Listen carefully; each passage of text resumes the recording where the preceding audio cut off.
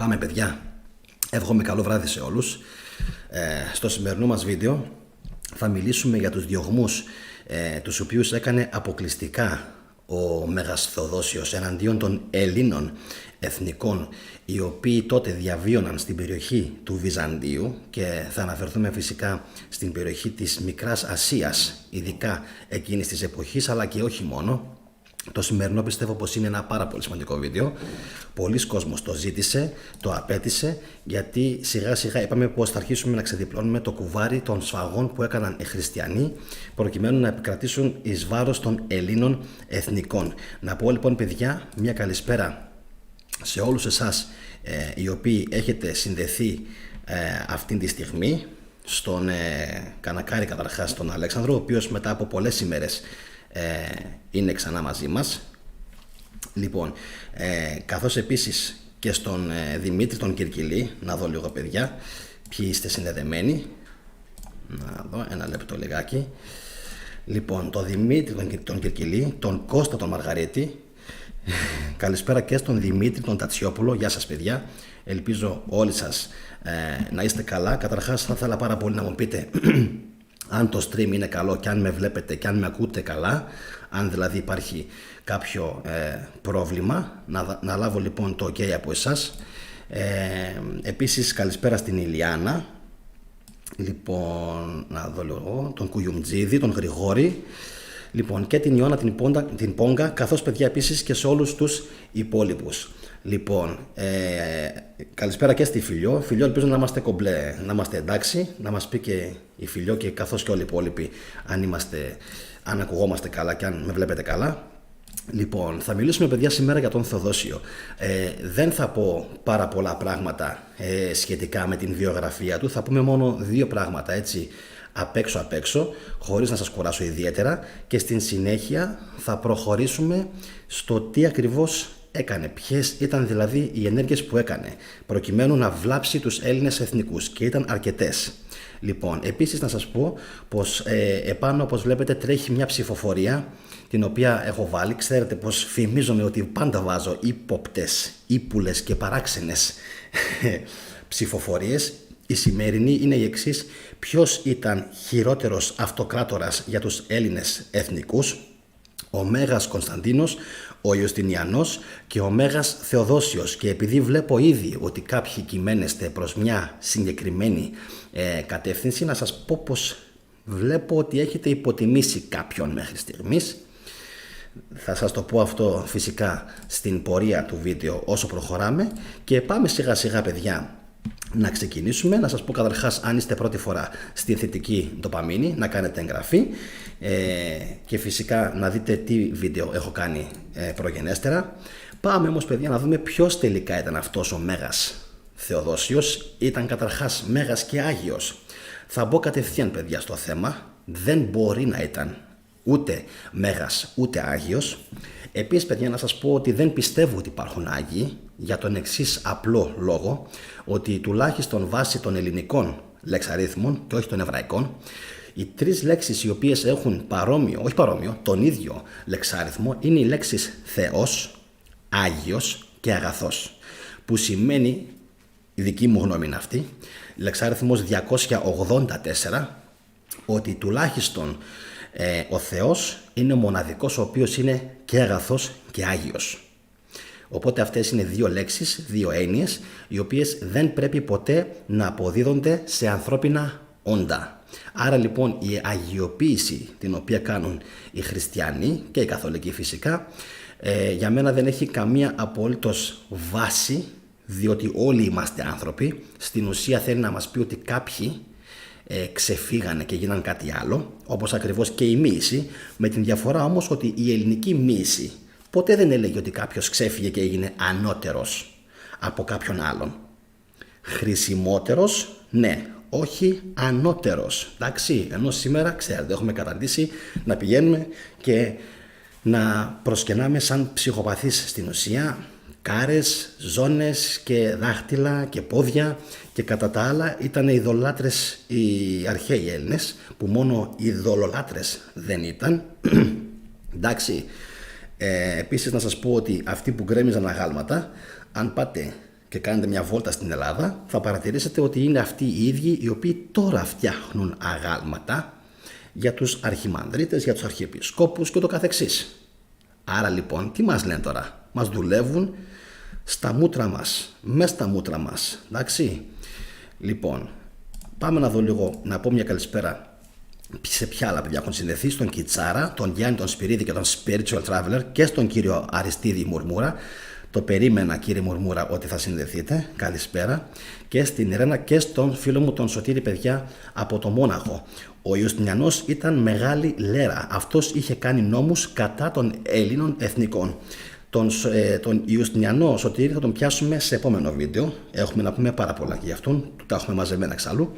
Λοιπόν, όπως ξέρετε παιδιά, έγιναν πάρα πολλοί διωγμοί και όσοι πιστεύουν ότι τους διωγμούς τους έκανε ο Μέγας Κωνσταντίνος, πάντα αυτοί όλοι, δεν χρειάζεται από εδώ και πέρα να κάνω έτσι, να ξέρετε, όποτε θα αναφέρω την λέξη Μέγας είναι στην ουσία σαν να με βλέπετε να κάνω έτσι. Εντάξει, για να μην κουράζω και εγώ τα δάχτυλά μου. Λοιπόν, κάποιοι λοιπόν πιστεύουν παιδιά ότι τις μεγάλες, τις αδικίες και τις ανοσοργίες τις έκανε ο Μέγας Κωνσταντίνος. Είναι λάθος παιδιά αυτό. Είναι, τουλάχιστον αυτή είναι η δική μου γνώμη. Είναι λάθος. Εγώ πιστεύω ότι τα δύο μεγαλύτερα, πήγα να πω τώρα μια πολύ κακιά λέξη, δεν θα την πω. Νομίζω πως οι δύο μεγαλύτεροι κυνηγοί των Ελλήνων εθνικών ήταν ο Θεοδόσιος και ο Ιουστινιανός. Δεν μπορώ να πω ποιος ήταν πιο σκληρός, αλλά νομίζω θα καταλάβετε εσείς και θα συμπεράνετε. Ποιος ήταν λοιπόν παιδιά ο Μέγας Θεοδόσιος? Αρχικά λοιπόν παιδιά να πούμε ότι το όνομα Μέγας Θεοδόσιος, ναι μεν ακούγεται φυσικά και είναι ελληνικό, αυτός ο οποίος έχει δοθεί στην ουσία από τον Θεό. Εντάξει, βέβαια δεν δόθηκε από τον Θεό, θα πρέπει να λέγεται Σατανοδόσιος, Μπεζεβουλδόσιος, κάπως έτσι θα πρέπει να το λένε.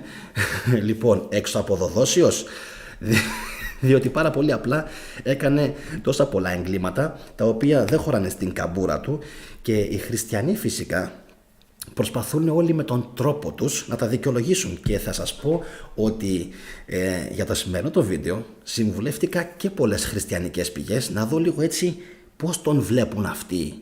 Αυτοί τον βλέπουν σαν έναν μετανοημένο αυτοκράτορα, ο οποίος λίγο πριν πεθάνει, εν τω μεταξύ πώς γίνεται πάντα, λίγο πριν πεθάνουν, μετανοούσαν πάρα πολύ για τα εγκλήματα τα οποία έκαναν και φυσικά αυτομάτως παίρνανε και την άφεση για να γίνουν και άγιοι.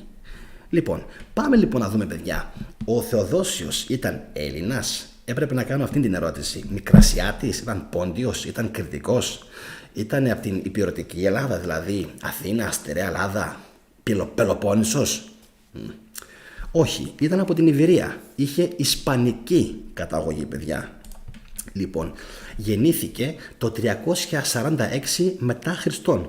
Ήταν γιος του επίσης επωνομαζόμενου στρατηγού Θεοδοσίου, κόμητος λέει της Αφρικής, ο οποίος είχε διαπρέψει επί Ουαλεντινιανού 364-378 μετά Χριστόν και θανατώθηκε άδικα μετά από συκοφαντίες. Τότε ο γιος του λέει, ο οποίος επίσης είχε διακριθεί για την ευσέβειά του και τα στρατηγικά προτερήματά του, αποτραβήχτηκε στα πατρογονικά του κτήματα στην Ισπανία και απήχε από κάθε υπηρεσία. Εντάξει, αυτή είναι λοιπόν παιδιά μια πρώτη γνωριμία με τον Θεοδόσιο. Να δω αν υπάρχουν σχόλια και να συνεχίσω, και θα ήθελα πάρα πολύ παιδιά σήμερα να μείνουμε στον Θεοδόσιο ή να μείνουμε στην περίοδο πριν τον Θεοδόσιο ή μετά και να μην ξεφύγουμε στους υπόλοιπους. Εντάξει, θα ήθελα πάρα πολύ να μείνουμε εδώ χρονολογικά, ό,τι έχετε από πηγές, από πληροφορίες και ακόμα και τώρα από το διαδίκτυο, μπέστε, χτυπήστε, δέστε και φυσικά θα μπορέσουμε να κάνουμε συγκερασμό απόψεων.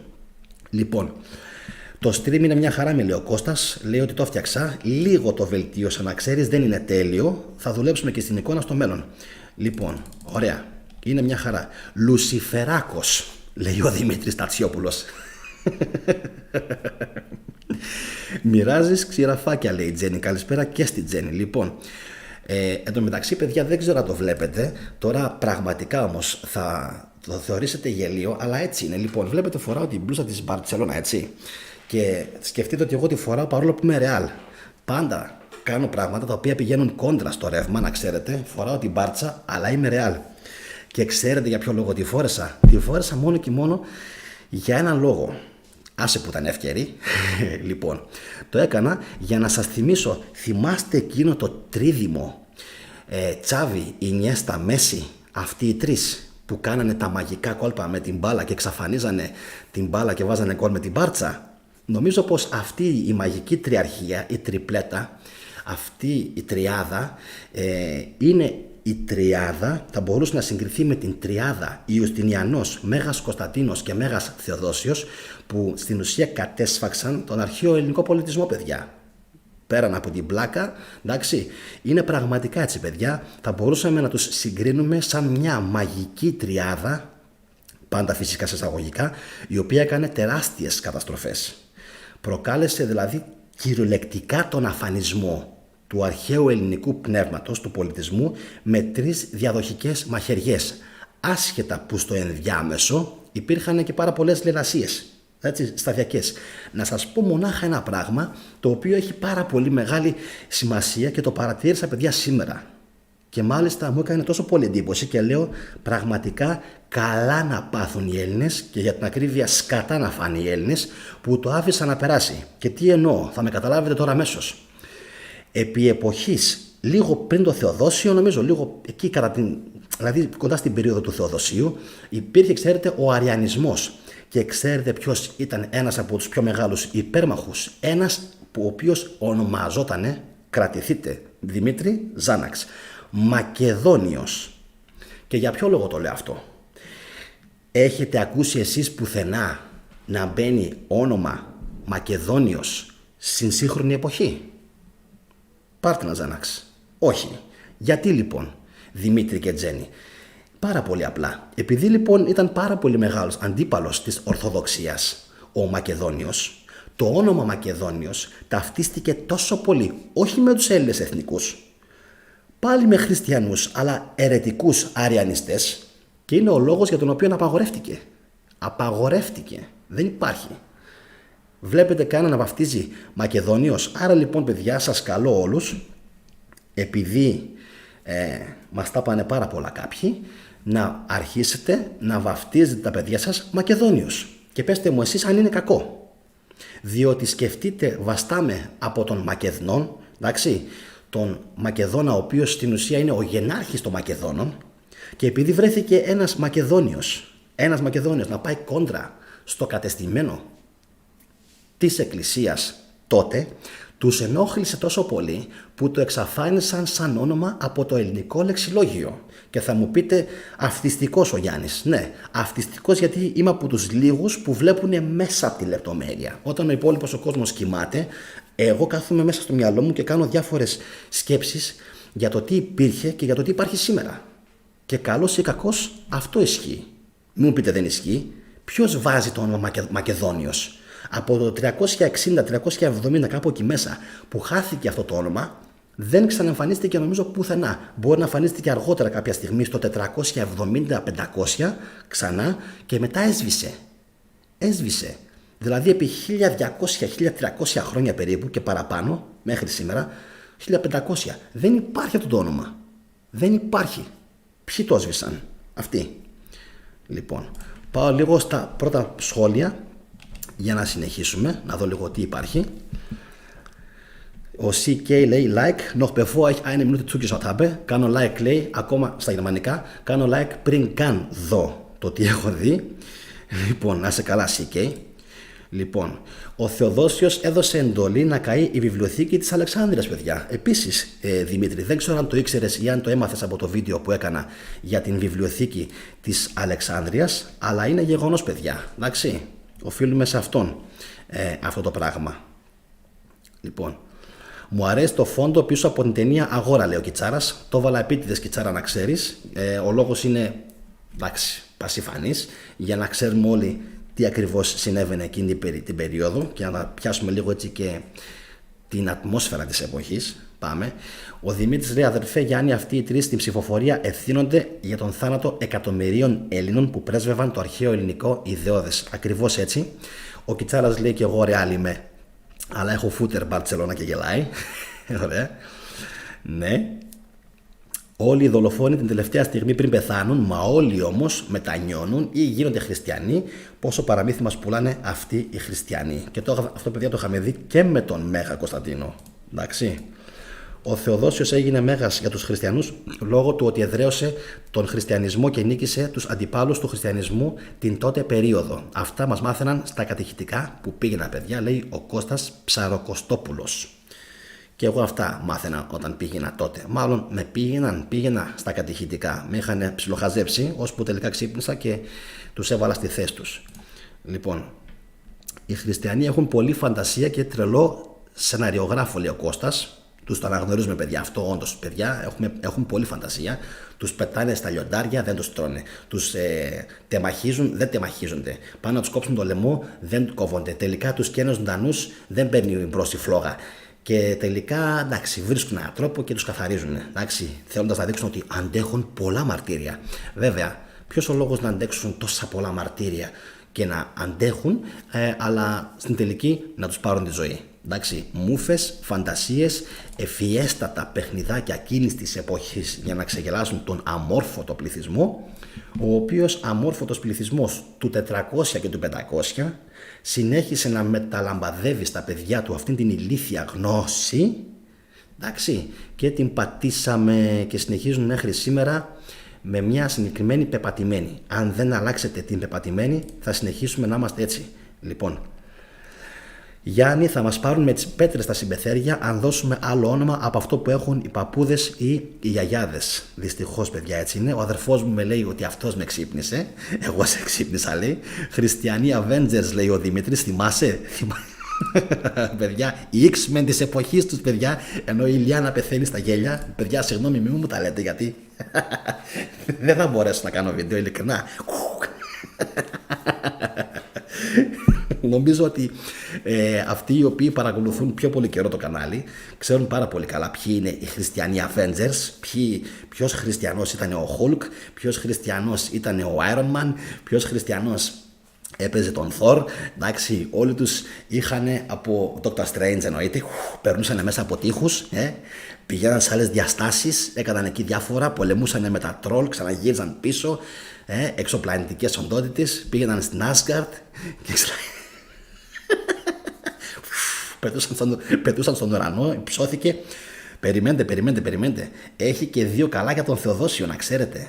Έχει και 2 καλά για τον Θεοδόσιο. Πολύ καλά, θα τα δείτε σε λίγο. Λοιπόν, συνεχίζω. Καλησπέρα και στον Γιώργο τον Καρασιάκη. Λοιπόν, και στον Βαγγέλη, παιδιά, τον Μαργαρίτη. Θα σας πω τώρα, παιδιά, την συνέχεια για τον Θεοδόσιο, γιατί έχουμε σήμερα πάρα πολλά να πούμε.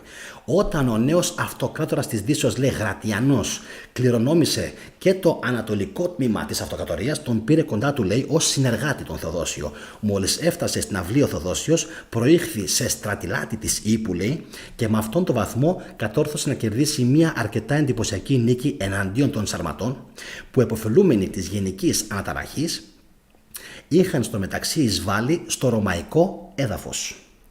Η ανταμοιβή για την νίκη ήταν η προαγωγή στο ύπατο αξίωμα. Ο Γρατιανός τον έστεψε που να μην τον είχε στέψει Αύγουστο της Ανατολής στην πόλη Σύρμιον, που βρισκόταν στο κέντρο της Ρωμαϊκής Ευρώπης. Η στέψη, παιδιά, που να μην είχε γίνει, έγινε στις 19 Ιανουαρίου το 379 μετά Χριστόν. Τότε ήταν ο Θεοδόσιος 33 ετών. Εν τω μεταξύ, εκείνη την περίοδο, να ξέρετε, υπήρχαν πολλά προβλήματα με τους Γότθους στην Ιλλυρία. Εντάξει. Πριν όμως πολεμήσει με τους Γότθους, ο Θεοδόσιος κέρδισε, λέει, ένα άλλο τρόπαιο. Ποιο? Αυτό της Ορθοδοξίας. Με διάταγμά του στις 27 του Φλεβάρι του 380, ο Θεοδόσιος καθόριζε επί δογματικού επίπεδου την έννοια της Ορθοδοξίας, δηλαδή τι αντιπροσωπεύει, διακήρυξε ότι μόνο αυτοί που παραδέχονταν τις αποφάσεις της πρώτης Οικουμενικής Συνόδου, θυμάστε, το έχουμε πει πολλές φορές, που έγινε στην Νίκαια της Βυθινίας, δικαιούνταν να ονομάζονται χριστιανοί, και ότι, δηλαδή μεγάλη σφαλιάρα τότε στους αριανιστές, πολύ μεγάλη σφαλιάρα, και ότι στους αιρετικούς δεν επιτρεπόταν να σφετερίζονται το όνομα της Εκκλησίας. Άρα λοιπόν εδώ ξεκίνησε, παιδιά, αυτό το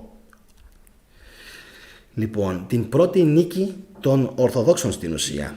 Άρχισε να αφανίζει οποιαδήποτε φωνή πήγαινε κόντρα στο παπαδαριό των Ορθόδοξων. Εντάξει. Αριανιστές, υπήρχαν και κάποιοι άλλοι πνευματικιστές, δεν μπορώ να θυμηθώ πώς λέγανε, και άλλους διάφορους, και εδώ τον θεωρούν πολύ μεγάλο νικητή. Εντάξει, τον θεωρούν μέγα, προσέξτε λίγο, δεν τον θεωρούν μέγα, λέει, επειδή έκανε ό,τι έκανε στους Έλληνες. Τον θεωρούν μέγα επειδή κατόρθωσε να εγκαθιδρύσει την δύναμη της Ορθοδοξίας. Εντάξει, λοιπόν, έχει και συνέχεια.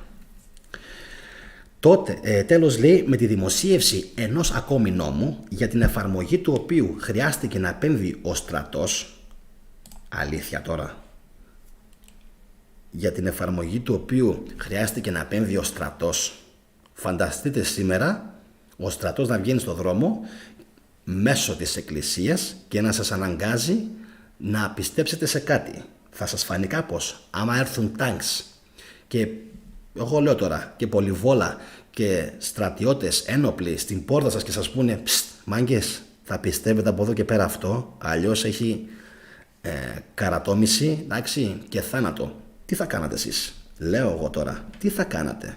Εντάξει, το πέρασε, λέει, λοιπόν, παιδιά, αυτό το πράγμα μέσω του στρατού. Απέτησε δηλαδή την απόδοση όλων των εκκλησιών στους Ορθοδόξους.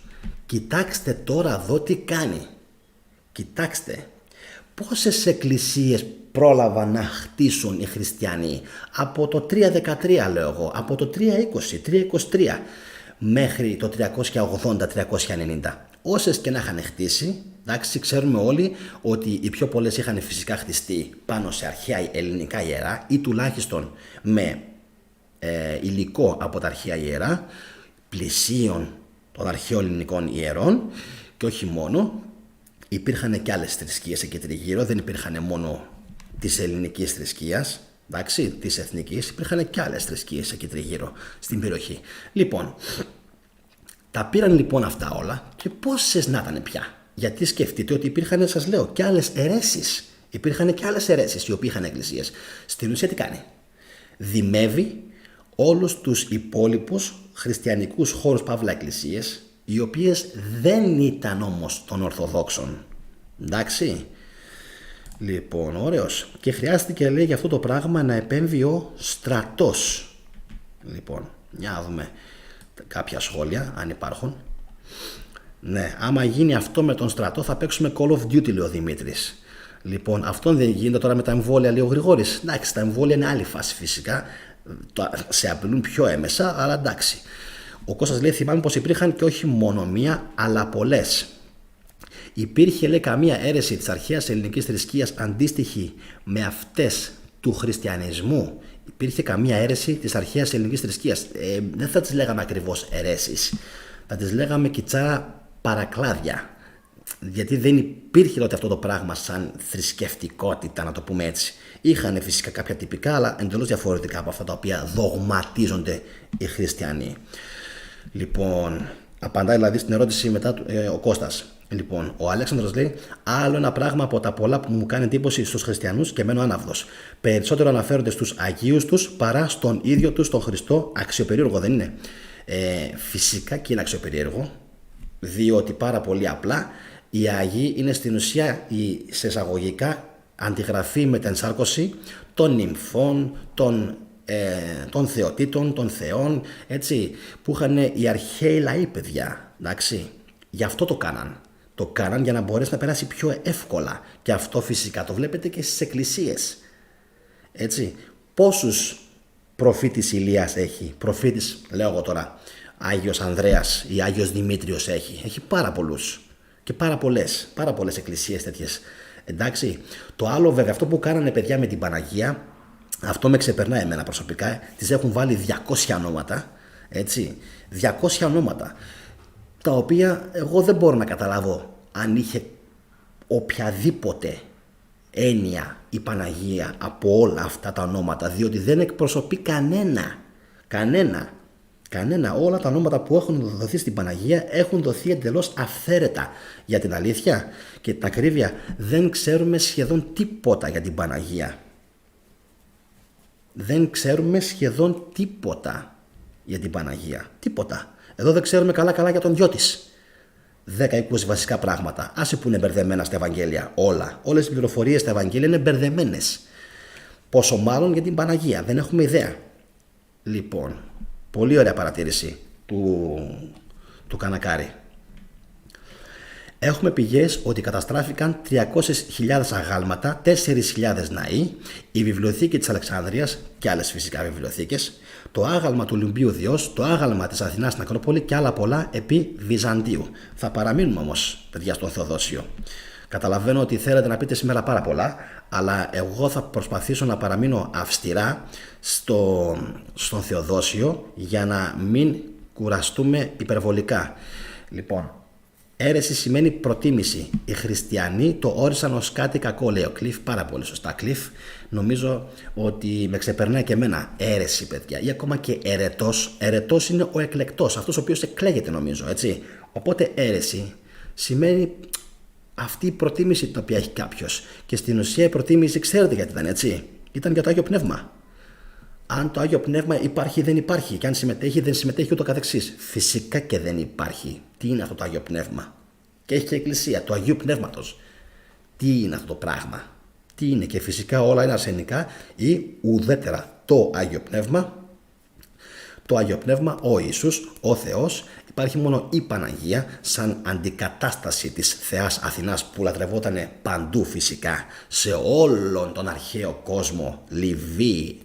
Λιβύη, Αίγυπτος, Αντιόχεια, Ασία, Μικρά Ασία, παντού, Πόντος, Ελλάδα, παντού, και στην ουσία έγινε μια μικρή μεγάλη αντιγραφή και επικράτησε αυτή η κοροϊδία και αλλίωσαν, έτσι όπως λέει και ο Κουγιουμτζίδης, αλλίωσαν σχεδόν τα πάντα. Γιάννη, δηλαδή εγώ που κάθομαι και δουλεύω πρέπει να είμαι μεγάλο κοροϊδό, έτσι, γιατί να μην βγω, να κλέψω, να σκοτώσω και μετά θα ζητήσω συγχώρεση και που ξέρεις μπορεί να με κάνουν και άγιο. Ναι, ακριβώς έτσι είναι, Κώστα. Δεν χρειάζεται πολύ, όπως καταλαβαίνεις. Λοιπόν, επόμενο, παιδιά, προχωράω. Εντάξει, είδαμε λοιπόν, παιδιά, τι έκανε. Τον έκαναν στην ουσία μέγα, έτσι, επειδή εξαφάνισε τα υπόλοιπα αντίπαλα στρατόπεδα της Ορθοδοξίας. Τότε λοιπόν, παιδιά, υπήρχε ο Άγιος Γρηγόριος ο θεολόγος, άλλος και τούτος, στην Κωνσταντινούπολη, ο οποίος είχε προσκληθεί από τους χριστιανούς να καταπολεμήσει, λέει, τους αιρετικούς και μάλιστα τους αριανούς ή αριανιστές. Όχι, παιδιά, τους αριανούς. Εντάξει, εμείς θα τους λέμε αριανιστές για να μην τους μπερδεύουμε με τους οπαδούς του Άρεος, του Άρη, και τους λέμε αριανούς, εντάξει, τους αριανιστές. Έπειτα, λέει, τα φλογερά και εύγλωτα κηρύγματά του, λέει, φυσικά είχε μάθει ο άνθρωπος, νομίζω πως είχε σπουδάσει ρητορική για να μπορεί να κοιμίζει και να υπνοτίζει τα πλήθη με την γνώση του, αλλά να την χρησιμοποιεί έτσι ώστε να ξεγελά τον κόσμο. Συνδυαζόμενα λοιπόν αυτά με την αρετή και την αγιότητα του βίου του, λέει, ήλκησαν προς την ορθόδοξη πίστη αμέτρητα πλήθη, αφού δεν επιτρεπόταν στους αριανούς πλέον, στους αριανιστές, το είπα και πριν, να έχουν πλέον ελευθερία στην πίστη τους. Ακόμα και οι αριανιστές, όχι απλά μόνο οι εθνικοί. Το καταλαβαίνετε αυτό? Όχι απλά μόνο οι εθνικοί, και μεταξύ τους. Και θα δείτε, υπήρχαν κι άλλες αιρέσεις που τις φάγαν λάχανο. Αυτά εδώ να μην πω τώρα καλή κουβέντα. Υπήρχαν κι άλλες αιρέσεις που τους φάγαν λάχανο, για να μπορούν να είναι μόνο αυτοί με τις κιλάρες τους σήμερα εκεί και τα σκύπτρα και να το παίζουν κάποιοι. Τους φυλάμε και τα χέρια, που ξέρουμε όλοι τι κάνουν πλέον. Λοιπόν, για να συνεχίσω. Οι οποίοι, λέει, οι αριανιστές επί Αυτοκράτορος Ουαλεντιανού είχαν γίνει, λέει, πανίσχυροι στην Κωνσταντινούπολη και είχαν αρπάξει όλες τις εκκλησίες των Ορθοδόξων. Αμάν πια, δηλαδή πότε είχαν προλάβει πια και είχαν γίνει τόση πόλη και είχαν αρπάξει τις ποιες εκκλησίες των Ορθοδόξων, αφού είπαμε ότι όλες ήταν κλεμμένα αρχαία ελληνικά ιερά. Εκτός, λέει, του μικρού παρεκκλησιού της Αγίας Αναστασίας, σχεδίαζαν να τον διώξουν από την βασιλεύουσα. Αλλά ο Θεοδόσιος έδωσε άλλη στροφή στα πράγματα. Εκδίωξε, εκεί παιδιά έγινε πραγματικά χαμός με τους αριανιστές, πραγματικά με το Μακεδόνιο. Θα το κάνουμε μια μέρα βίντεο, θα δείτε ότι έγινε ένας πραγματικός χαμός. Εντάξει, σας το υπόσχομαι ότι θα κάνουμε ένα βίντεο σχετικά με τις αιρέσεις λίγο πριν τον Θεοδόσιο με τον Μακεδόνιο. Ο κακός χαμός. Λοιπόν, για να συνεχίσουμε που έμειναμε. Εκτός, λέει, λοιπόν, παιδιά, τα διάβασα, αλλά ο Θεοδόσιος, λέει, έδωσε άλλη στροφή στα πράγματα, εκδίωξε από τον πατριαρχικό θρόνο τον αριανιστή επίσκοπο Δημόφιλο και παραχώρησε την θέση του στον Άγιο Γρηγόριο. Όπως βλέπετε, λοιπόν, παιδιά, δεν είχαν οι άνθρωποι τώρα βλέψεις εξουσίας ή πολιτικές βλέψεις. Εντάξει, απλά ήθελε να ανέβει για αυτός σε ένα θρόνο. Ήθελε και αυτός να πάει να κάνει το δικό του κομμάτι. Ήθελε και αυτός την αναγνώριση. Δεν την ήθελε την αναγνώριση? Και νομίζω πως την πέτυχε, την πήρε. Λοιπόν, σκαρφάλωσε στο θρόνο, λοιπόν, αφού ο φίλος του, ο Θεοδόσιος, εκδίωξε τον αριανιστή επίσκοπο Δημόφιλο. Σας τα λέω, παιδιά, σιγά σιγά, και μιλάω για τις πράξεις του Θεοδόσιου, γιατί όλες του οι πράξεις που έκανε εναντίον των αριανιστών, θα δείτε στη συνέχεια, τώρα κάνω ακόμα προθέρμανση, ότι θα έχουν επίπτωση και στους Έλληνες. Γιατί στην ουσία τι έκανε? Ξεκαθάρισμα λογαριασμών.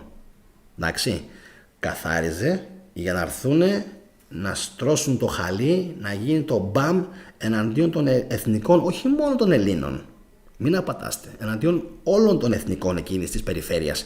Μιλάμε για μια κατάσταση Ηνωμένες Πολιτείες της Ασίας. Πώς να σας το πω? Ηνωμένες Πολιτείες της Ανατολικής Ρωμαϊκής Αυτοκρατορίας ήταν, παιδιά. Ωραία, προχωράμε. Η μεγάλη αυτή ευεργεσία του Αγίου Θεοδοσίου προς την Εκκλησία είχε λαμπρότερη ακόμα συνέχεια, λέει. Το έτος 381, με την ευσεβή φροντίδα του και ενέργεια, συγκροτήθηκε η δεύτερη Οικουμενική Σύνοδος, δηλαδή, όπως καταλαβαίνετε, ήθελε και αυτός να συμμετέχει σε αυτές τις Οικουμενικές Συνόδους και να λέει ότι εγώ έκανα και εγώ μια Οικουμενική Σύνοδο και αποφασίστηκε κάτι 38 και τρομερό επί των ημερών μου. Λοιπόν,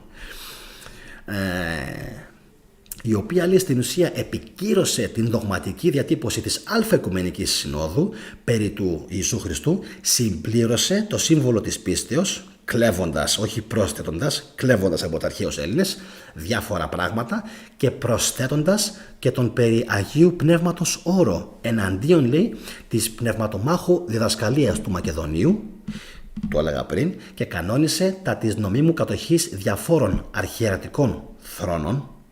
Δηλαδή, με λίγα λόγια, το βίσμα το δημιούργησε αυτός ήδη από τότε. Δεν ξέρω αν το καταλάβατε τι θέλει να πει εδώ ο ποιητής. Εντάξει, όταν λέει, παιδιά, όταν λέει ότι κανόνισε τα της νομίμου κατοχής διαφόρων αρχιερατικών θρόνων, στην ουσία αυτό εννοεί. 2 ακόμη σύνοδοι συνεκλήθησαν. Εν τω μεταξύ, τι γίνεται, ρε παιδιά? Πολλές οικουμενικές σύνοδοι, ρε παιδιά. Αμάν πια, δηλαδή, να σας πω λίγο κάτι. Έπρεπε τότε να γίνουν, ας πούμε, κάποιες οικουμενικές σύνοδοι, έτσι. Δηλαδή βιάζονταν αυτοί όλοι οι θεούχοι, οι θεουργοί, οι θεοποιηθέντες αυτοκράτορες και παπάδες. Βιάζονταν τότε να κάνουν οικουμενικές συνόδους. Σήμερα γιατί δεν γίνονται οικουμενικές σύνοδοι? Σήμερα γιατί δεν εμφανίζονται Άγια Πνεύματα να κάνουν διάφορα πραγματάκια? Γιατί τόσα χρόνια, δηλαδή 1500 χρόνια, τότε δηλαδή, τότε υπήρχε η ανάγκη να γίνουν διάφορα πράγματα για να στρώσουν τα πράγματα, γιατί λένε κάποιοι δεν τα έκαναν αυτά, λέει, οι άνθρωποι, ο Θεός τα έκανε. Αφού τα έκανε ο Θεός, αφού τα έγραψε ο Θεός, γιατί λοιπόν τα κατέγραψαν οι άνθρωποι? Γιατί λοιπόν έκαναν οικουμενικές συνόδους οι άνθρωποι? Ντογάνια. Κάποιοι είναι εντελώς ντογάνια. Για ποιο λόγο το κάνανε? Αφού ο Θεός έγραψε σε μαρμάρινες πλάκες με λέιζερ. Να, πίσω μου τώρα γράφει ο Θεός με λέιζερ. Ου φωνεύσεις. Ελεηνή. Και Νομίζω πως το κήρυγμά τους απευθύνεται σε πολύ low IQ άτομα, κάτω του 60-70 πιστεύω. Ούτε ο Forrest Gump θα το πίστευε αυτό το πράγμα. Λοιπόν, και αυτοί λοιπόν θέλουν να μας πείσουν ότι δεν χρειάστηκε να επέμβουν, γιατί λέει εσύ Γιάννη μην πιστεύεις λέει στους παπάδες, να πιστεύεις λέει στην εκκλησία, αφού είναι το ίδιο πράγμα. Γιάννη μην πιστεύεις στους παπάδες, να πιστεύεις στην εκκλησία. Το ίδιο πράγμα είναι. Αυτοί τον έφτιαξαν. Δεν γίνεται να μην πιστεύεις στους παπάδες και να πιστεύεις στην εκκλησία ή στον Χριστό, αφού αυτοί τον δημιούργησαν εκ του μηδενός. Πώς είναι παιδιά οι τράπεζες που δημιουργούν από το πουθενά χρήμα, εκ του αέρος, έτσι εκ του αέρος δημιούργησαν και μια μεγάλη θρησκεία, κάνοντας οικουμενικές συνόδους. Εντάξει, απεφάσισαν τι θα μπει, τι θα βγει. Γελίο, έτσι. Λοιπόν, έγιναν παιδιά ακόμα λοιπόν 2 συνοδοί, 382, 383, δεν θυμάμαι αν ήταν οικουμενικές ή όχι. Σκοπός τους ήταν, λέει αντίστοιχα, η υπογράμμιση της αυτονομίας της Εκκλησίας της Ανατολής και η θεαματική καταδίκη κάθε μορφής αριανισμού. Προσέξτε, έτσι λοιπόν λέει ο Θεοδόσιος, εξέδωσε αλλεπάλληλα διατάγματα εναντίον των μανιχαίων, των αριανιστών, των πνευματομάχων. Προσέξτε, και άλλων, αυτό το και άλλων που λέει, και άλλων, πρέπει να εννοεί σίγουρα μεταξύ των οποίων και τους Έλληνες εθνικούς, με τα οποία λέει καθορίστηκαν, προσέξτε λίγο, Ζάναξ, και οι ποινές των αποστατών. Σας είπα σήμερα θα πούμε πολλά.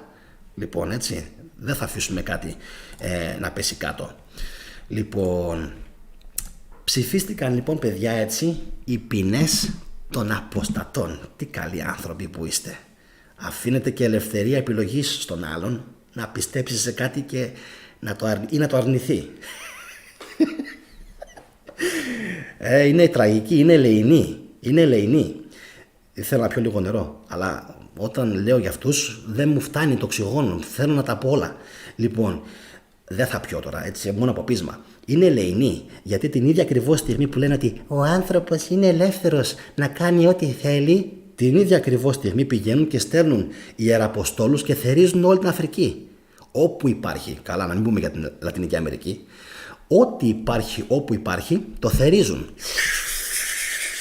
Είναι σαν πυρηνοκίνητοι, πάνε και σαν τις ηλεκτρικές σκούπες είναι.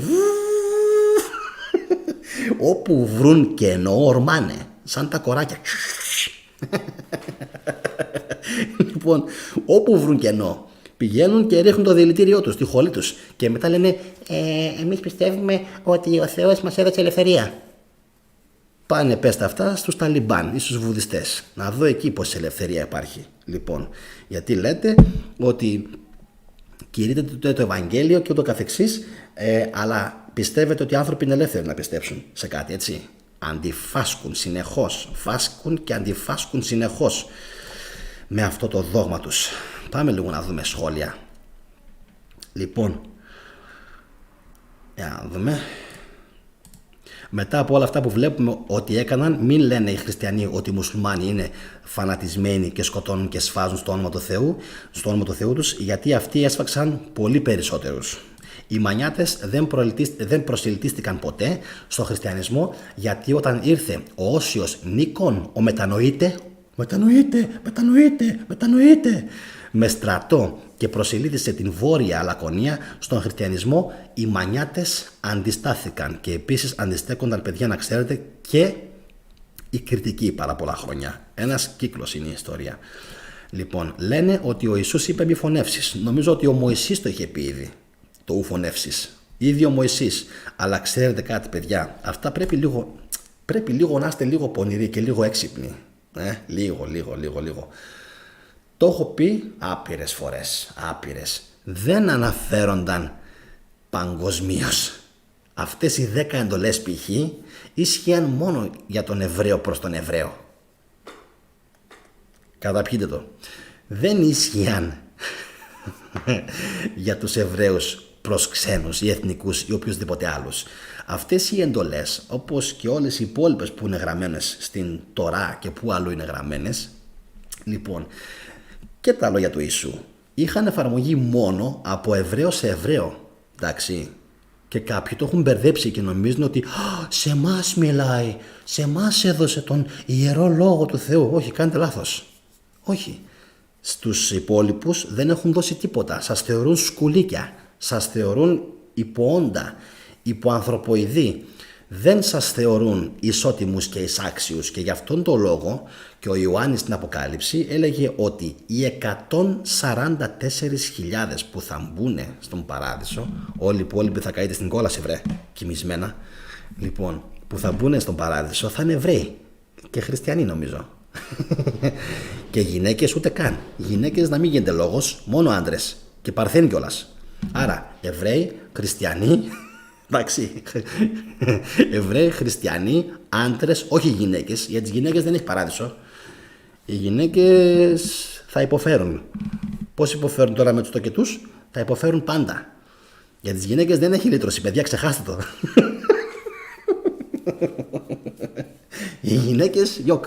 Για όσους δεν πιστεύετε, ανοίξτε αυτό το ιερό το βιβλίο, την Αποκάλυψη του Ιωάννη. Αποκάλυψη τρέλας είναι, αποκάλυψη μανίας, ποιος ξέρει τι έπινε. Λοιπόν, και έβλεπε όλα αυτά τα οποία έβλεπε, γιατί αυτά τα τέρατα που έβλεπε και τους καβαλάριδες, τους 4 και όλα αυτά, ξέρετε ποιοι τα βλέπουνε?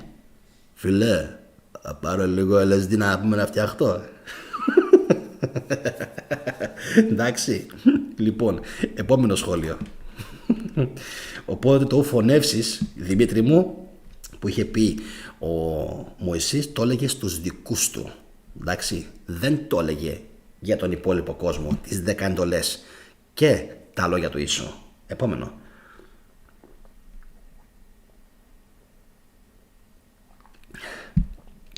Ο Κώστας λέει, μουσουλμάνοι και χριστιανοί έχουν προπάτορα τον Αβραάμ στο Κοράνιο και Αγία Γραφή και Θεό τον Γιαχβέ. Ξυπνάτε, άλλωστε το λένε διέρη και βασίλευε. Εν τω μεταξύ, παιδιά, η ψηφοφορία συνεχίζεται. Συνεχίστε να ψηφίζετε. Ποιος ήταν χειρότερος αυτοκράτορας για τους Έλληνες εθνικούς, ο Μέγας Κωνσταντίνος, ο Ιωστινιανός ή ο Μέγας Θεοδόσιος? Και θα συνεχίσουμε σε λίγο, αφού τελειώσω με τα σχόλιά σας. Λοιπόν, οι σημερινοί Έλληνες είναι το αποτέλεσμα εκατοντάδων ετών βίαιου προσιλητισμού μέσω σφαγών, διωγμών και ελέγχου της ιστορίας. Αδέρφια μας είναι και πρέπει να τους βοηθήσουμε. Καλά τα λες, Γιώργο. Το θέμα είναι τι θα γίνει, γιατί αυτοί μας βλέπουν εμάς, τους υπόλοιπους, σαν απολολότα πρόβατα και ότι πρέπει να μας βοηθήσουν και να μας κάνουν. Λοιπόν, ο Κανακάρης λέει, Γιάννη, πριν λίγο έχεις κάνει μια πολύ ωραία εκπομπή που έλεγε «Δεν γίνεται ένας Έλληνας και χριστιανός». Τα είπες όλα, αδελφέ. Ναι, πριν από λίγο καιρό την είχα κάνει αυτή την εκπομπή. Νομίζω ότι ήταν πολύ ξεκάθαρη η τοποθέτησή μου. Λοιπόν, Γιάννη, ποιος έδωσε εντολή για την σφαγή των γάτων? Και είναι τυχαίο που οι γάτες αποτελούσαν Θεό στην Αίγυπτο, που έχει άμεση σχέση με τους αρχαίους Έλληνες? Αυτό δεν το ξέρω καθόλου, Δημήτρη, δεν το έχω ψάξει. Θα το ψάξω στο μέλλον όμως και δεν ξέρω αν και πότε έγινε κάτι τέτοιο. Με πιάνεις τώρα αδιάβαστο π.χ. Θα το ψάξουμε όμως και θα σε πω. Λοιπόν, οι 10 εντολές είναι κλεμμένες από τα 147 δελφικά παραγγέλματα. Κώστα, και να μην είναι κλεμμένες από τα δελφικά παραγγέλματα. Το ξαναλέω ότι απευθύνονται, παιδιά, στους Εβραίους. Εντάξει. Και ο Μωυσής, δεν ξέρω ο Μωυσής αν μπορούσε εκεί στην έρημο να μάθει δελφικά παραγγέλματα. Δεν ξέρω, αλλά το σίγουρο είναι ότι μπορεί να το πήρε από τους Αιγύπτιους. Το πιο πιθανό είναι, παιδιά, αυτό, εντάξει. Να πήρε κάποιο παρακλάδι γνώσης από τους Αιγύπτιους. Λοιπόν, αν δεν εκλείψουν οι θρησκείες, άσπρη μέρα δεν θα δούμε, λέει η Ηλιάνα. Και εμείς τι κάνουμε, παιδιά, λέει ο Κώστας? Τρέχουμε, λέει, με λάβαρα και με λαμπάδες. Εντάξει, το έχουμε χάσει λιγάκι. Λοιπόν, για 600 χρόνια δεν είχαν αφορήσει τη μετεμψύχωση. 600 χρόνια μετά τη Σύνοδο το πήραν είδηση ότι δεν ισχύει. Θα σου πω τι έγινε γι' αυτό. Αυτό, παιδιά, με την μετεμψύχωση, με την σάρκωση, στην αρχή το πιστεύανε πάρα πολύ, ξέρετε. Το πιστεύανε. Δεν είχαν πρόβλημα με αυτό. Μάλιστα είχαν συμβουλευτεί και Πυθαγόριους και Πλάτωνα για την μετασάρκωση και φυσικά και τους Αιγύπτιους, αφού οι Εβραίοι ήταν δίπλα. Αλλά μετά αποφάσισαν να το αλλάξουν για να φοβάται το πλήθος πολύ και να πιστεύει στην κόλαση και για να πιστέψει πιο γρήγορα. Να φοβηθεί, να αγχωθεί, να ταραχτεί από μικρή ηλικία για να μπορέσει να προσιλητιστεί ακόμα πιο εύκολα. Αυτός ήταν και ο λόγος που το κάνανε τόσο γρήγορα. Λοιπόν, Γιάννη, μπορείς να εξηγήσεις γιατί οι 10 εντολές είναι από Εβραίο σε Εβραίο? Γιατί δεν απευθύνονταν το βιβλίο του Μωυσή στην ανθρωπότητα? Πάρα πολύ απλά. Η Παλαιά Διαθήκη δεν απευθύνεται, παιδιά, στην ανθρωπότητα. Πάρα πολύ απλά, Δημήτρη. Απευθύνεται στους Εβραίους. Πουθενά δεν γράψανε μέσα οι Εβραίοι ότι αυτά εμείς τα γράφουμε για όλη την ανθρωπότητα για να σωθείτε. Όχι. Κάνετε λάθος, παιδιά. Και δεν το λέω τώρα σε ένα, Δημήτρη. Η Παλαιά, όπως και εκείνη, όλα γραφτήκανε, παιδιά, από Εβραίους για τους Εβραίους. Και οι Αμερικάνοι, οι φλόροι κοιμισμένοι και οι Ρώσοι, γιατί είναι μπούφοι και οι δύο, μόνο εμείς είμαστε τελικά έξυπνοι, είμαστε τελικά. Τι να κάνουμε. Λοιπόν, και οι Γερμανοί και όλοι αυτοί οι καθυστερηλήθιοι λαοί τους πιστεύουν τυφλά, παιδιά. Έχουν πέσει στην παγίδα. Εμείς οι Έλληνες, επειδή δεν πέφτουμε ποτέ στις παγίδες του κατεστημένου, μας κυνηγάνε συνέχεια και μας σφάζουν για αυτό το λόγο. Γιατί αυτοί είναι αθώοι, είναι μπούφοι. Δεν μπορούν να καταλάβουν και να ξεχωρίσουν κάτι. Εμείς όμως το είχαμε πάρει γραμμή από πάντα. Και πιστέψτε με, σαν και εμένα, σαν τον Κοσμά, σαν άλλους, υπήρχαν πάρα πολλοί. Από πάντα. Από πάντα. Και σαν και εσάς φυσικά. Λοιπόν, απλά τους κυνηγούσανε. Τους κυνηγούσανε. Τώρα όμως, μέσω της τεχνολογίας, έχουν χάσει πολύ μεγάλη, πάρα πολύ μεγάλη,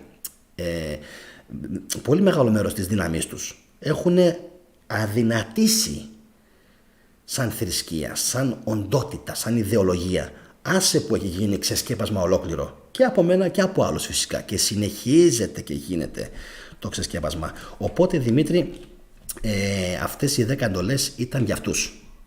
Εντάξει, ήταν για αυτούς.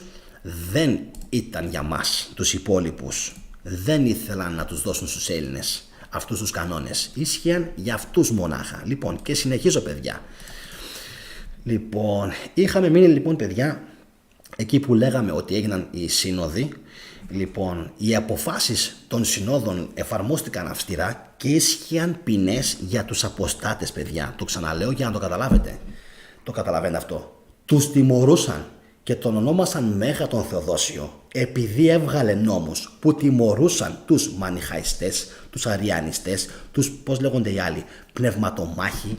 Λοιπόν, επειδή και πόσα άλλα, επειδή στην ουσία τιμωρούσε αυτές τις αιρέσεις, τις θρησκείες. Για μένα θρησκείες είναι. Λοιπόν, οπότε τι να λέμε τώρα. Και αυτοί το κράζουν και το χαίρονται αυτό το πράγμα ότι το έκανε. Οι αποφάσεις των συνόδων εφαρμόστηκαν αυστηρά. Τέλος. Επανέλαβε έντονα τον νόμο περί Κυριακής Αργίας. Εντάξει. Αυτό φυσικά ξέρετε για ποιο λόγο είναι, έτσι. Με την Κυριακή. Πρώτον, για να μην μπερδευόμαστε με το Σάββατο των Εβραίων. Και δεύτερον, γιατί η Κυριακή κολούσε με το Κύριος, φαντάζομαι. Με το Κύριος. Κύριος, Κυριακή, η ημέρα του Κυρίου, Κυριακή. Εξού και η ημέρα Κυριακή. Αν δεν το έχετε καταλάβει κάποιοι και ξυπνήσετε τώρα από το λίθαργο και πείτε τι είπε πάνω θετικός. Η λέξη Κυριακή είναι επειδή είναι η ημέρα, δεν υπάρχει λέξη Κυριακή. Είναι αφιερωμένη στον Κύριο. Γι' αυτό και λέγεται Κυριακή και γι' αυτό λέγεται και Σάββατο. Κοιμισμένα όντα είναι οι Έλληνες. Γιατί αν κάθονταν και βλέπανε μόνο τις ημέρες τους της εβδομάδας, θα λέγανε κάτσε ρε εσύ φίλε, ρε εσύ θετικέ, κάτι δεν πάει καθόλου καλά. Δείτε λίγο τις ημέρες της εβδομάδας πόσο ηλίθιες είναι. Καταρχάς δεν υπάρχει η πρώτη. Φάτε την. Τώρα κάνω από κάτω τη χειρονομία για να μην την πιάσει κάμερα. Αυτό όμως το πιάνει και δεν το κόβει. Ευτυχώς. Δεν υπάρχει πρώτη. Πού είναι η πρώτη? Πάει Δευτέρα, Τρίτη, Τετάρτη, Πέμπτη. Πόσο ηλίθιες μέρες έχει η ελληνική εβδομάδα. Πανηλίθιες λέξεις. Δευτέρα, Τρίτη, Τετάρτη, Πέμπτη. Δεν υπάρχει ούτε πρώτη, ούτε μηδενική. Πάει στην Παρασκευή. Τι σκατά σημαίνει Παρασκευή? Παρασκευή. Τι Παρασκευή? Τι παρασκευάζουν την Παρασκευή? Τι είναι Παρασκευή? Τι είναι Παρασκευή? Παρασκευή. Εντελώς ανούσιες λέξεις, ηλίθιες λέξεις, χωρίς νόημα, ψόφιες πεθαμένες, και είναι ντροπή και κατάπτυστο το γεγονός Και θέλω αυτό το κομμάτι μου να το πάρετε σαν κλιπ και να το χώσετε στα μούτρα αυτών των ηλίθιων ανθρώπων, διότι δεν υπάρχει λογική σε αυτές τις μέρες. Δευτέρα, η πρώτη μέρα της εβδομάδας λέγεται Δευτέρα. Εκεί και μόνο καταλαβαίνεις πόσο αγράμματοι, ηλίθιοι και απροσάρμοστοι υπήρξαν αυτοί οι άνθρωποι. Δευτέρα, Τρίτη, Τετάρτη, Πέμπτη, 2, 3, 4, 5, 2 και 3, 5 και 4, 9 και 5, 14. Κανένα νόημα, μυσταγωγικό. Παρασκευή, Σάββατο, Σαμπάτ από τους Εβραίους, Κυριακή από τον Χριστό. Εν τω μεταξύ οι ξένοι έχουν κρατήσει πιο καλά τις λέξεις των θεών. Ακόμα και η λέξη Sunday, που είναι η ημέρα του ηλίου, η Κυριακή, έχει πιο ωραία έννοια στα αγγλικά, όπως και στα γερμανικά το Sonntag, εντάξει, που είναι στην ουσία η μέρα του ηλίου, Sonntag. Άρα λοιπόν, ποιοι έπρεπε να φάνε πιο πολύ από όλους την χριστιανική λέλαπα στο κεφάλι? Οι Έλληνες. Εκείνοι πάλι κράτησαν το Sunday, κράτησαν το Monday, που είναι Monday στην ουσία, που είναι η ημέρα της Σελήνης. Εμείς εδώ τι κάναμε? Thursday, η ημέρα του Thor. Η Πέμπτη, που είναι στα γερμανικά Donnerstag, είναι η μέρα του κεραυνού. Ποιος είναι ο κεραύνιος θεός? Σκατά να φάτε λοιπόν κάποιοι που φτιάξατε μια τόσο ηλίθια πατέντα για την εβδομάδα, αγράμματη, αμόρφωτη, μπούφια, κοινώνητη, μόνο και μόνο για να περάσετε τι? Για να αφαιρέσετε καταρχάς τις αρχαίες ελληνικές ονομασίες, εννοείται, πρωτίστως, και φυσικά δευτερευόντως να φύγουν όλα αυτά και να αντικατασταθούν με κάτι εντελώς ηλίθιο, το οποίο δεν έχει λογική. Λοιπόν, Σάββατο είναι η μέρα του χρόνου, λέει ο Δημήτρης. Το Σάββατο είναι το σκοτάδι και η μέρα των χριστιανών, που σημαίνει σκοτάδι, εξού και έσπερος. Το Σαββάτ όμως είναι εβραϊκή λέξη, έτσι παιδιά, εβραϊκή. Ο Γρηγόρης λέει θετικέ, είσαι μοναδικός. Να είσαι καλά, ευχαριστώ πολύ. Η ημέρα του ντόνερ είναι ως μπράξους. Ναι, δεν είναι η ημέρα του ντόνερ, δεν υπάρχει ντόνερ. Ντόνερ στα τουρκικά είναι αυτό που γυρίζει, ντόνερ. Ντόνερ. Μπράβο, καλά το λες ως μπράξους. Ντόνερ, γιατί ντόνερ είναι παιδιά η αστραπή, ο κεραυνός. Εντάξει, ντόνα βέτα λένε οι Γερμανοί. Λοιπόν, κάτι άλλο που δεν μου αρέσει όταν είχα μπει σε εκκλησία είναι ότι βλέπω τις εικόνες θλιμμένες. Δεν θεωρώ αυτό τόσο υγιής από πολλές απόψεις. Φυσικά. Αυτό άστο.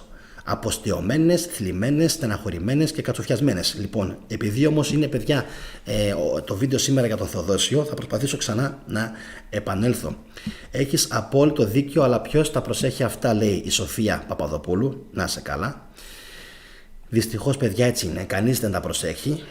Και η αλήθεια είναι ότι αν ήμασταν λίγο πιο έξυπνοι θα καταλαβαίναμε πολλά πράγματα. Αλλά επειδή ακριβώς σας λέω μας έχουν αποκοιμήσει, πραγματικά μας έχουν αποκοιμήσει, δεν μπορούμε να κάνουμε κι αλλιώς. Λοιπόν, για να δω λίγο επόμενα σχόλια, γιατί πραγματικά είναι πολλά. Δευτέρα ημέρα Σελήνης, Αρτέμιδος. Τρίτη ημέρα Άρεος. Τετάρτη ημέρα Ερμού. Πέμπτη ημέρα Διός. Παρασκευή ημέρα Αφροδίτης. Σάββατο ημέρα Κρόνου. Κυριακή ημέρα Ηλίου Απόλλωνος, λέει ο Δημήτρης ο Κερκυλής. Τα πρώτα ναζιστάρια που εμφανίστηκαν στον πλανήτη ήταν οι Εβραίοι, θεωρώντας εαυτούς εκλεκτούς του Θεού. Σωστό. Και ακόμα και σήμερα αυτοί κρύβονται πίσω από κάθε ναζιστικό εθνικιστικό κίνημα. Και εδώ είναι παιδιά που πρέπει πάρα πολύ να προσέξουμε, να μην γίνουμε και εμείς ναζιστάρια σαν για αυτούς. Εντάξει, εμείς είμαστε οι Έλληνες. Ναι, είμαστε κι εμείς πολύ δυνατοί σαν φίλοι, έχουμε τα προτερήματά μας, αλλά έχουμε κι εμείς και τα κακά μας. Οπότε ας μην γίνουμε κι εμείς σαν τους Εβραίους ναζιστάρια, όπως πολύ ωραία το είπες. Λοιπόν, πάμε παρακάτω. Saturday, η ημέρα του χρόνου. Εντάξει, μπράβο, ως μπράξους. Σωστό είναι αυτό, αλλά δεν έχει σχέση ο χρόνος με αυτούς. Δεν έχει σχέση. Ο χρόνος με αυτούς εδώ δεν έχει σχέση με το Σάββατο. Εντάξει, είναι κάτι εντελώς. Τα έχουν μαμίσει όλα. Ναι, Κώστα. Λοιπόν, δεν ξέρω κανακάρι αν αντιπροσωπεύουν τους κρόνιους. Αυτό δεν το ξέρω, γιατί οι κρόνιοι παιδιά, ας ήταν ό,τι ήταν κάτι εντελώς άλλο. Και μην βγάλετε συμπεράσματα για τους κρόνιους ακόμα. Εγώ που διαβάζω χρόνια για τους αρχαίους και για τους κρόνιους και για τις λατρείες τους, ακόμα δεν έχω συμπεράνει τα πάντα. Οπότε κρατήστε μικρό καλάθι. Λοιπόν, φορομπήχτης μεγάλος, λέει ο Μέγας Θεοδόσιος, όπως και οι σημερινοί φίλοι του, όχι απλά μόνο φορομπήχτης, ποινές, παιδιά. Όταν λέμε ποινές, εννοούμε ποινάρες. Εντάξει, ποινές. Διωγμούς, ποινές, εξορίες, δημεύσεις περιουσίας, ούτω καθεξής. Λοιπόν, παιδιά, συνεχίζω. Θέσπισε μέτρα εναντίον της εμπορίας των λειψάνων των Αγίων Μαρτύρων. Επανέλαβε έντονα τον νόμο περί Κυριακής Αγίας, απαγόρευσε θεάματα του αμφιθεάτρου και του υποδρόμου και την Κυριακή και θέσπισε μέτρα κατά της εμπορίας των λειψάνων των Αγίων Μαρτύρων. Εντάξει, εμπόδισε τις ειδωλατρικές θυσίες, τη λατρεία των ειδόλων. Εδώ τώρα, παιδιά, το λέει σαν κάτι πάρα πολύ θετικό ο αρθογράφος, του αρέσει δηλαδή αυτό το πράγμα. Λοιπόν, εμπόδισε τις ειδωλατρικές θυσίες, λατρεία ειδόλων, με συγχωρείτε, κάθε δημόσια και απόκριφη τελετή των ειδωλολατρών. Κατήργησε το 394 μετά Χριστόν δια νόμου τους Ολυμπιακούς Αγώνες και προσέξτε τώρα τι θα πούνε.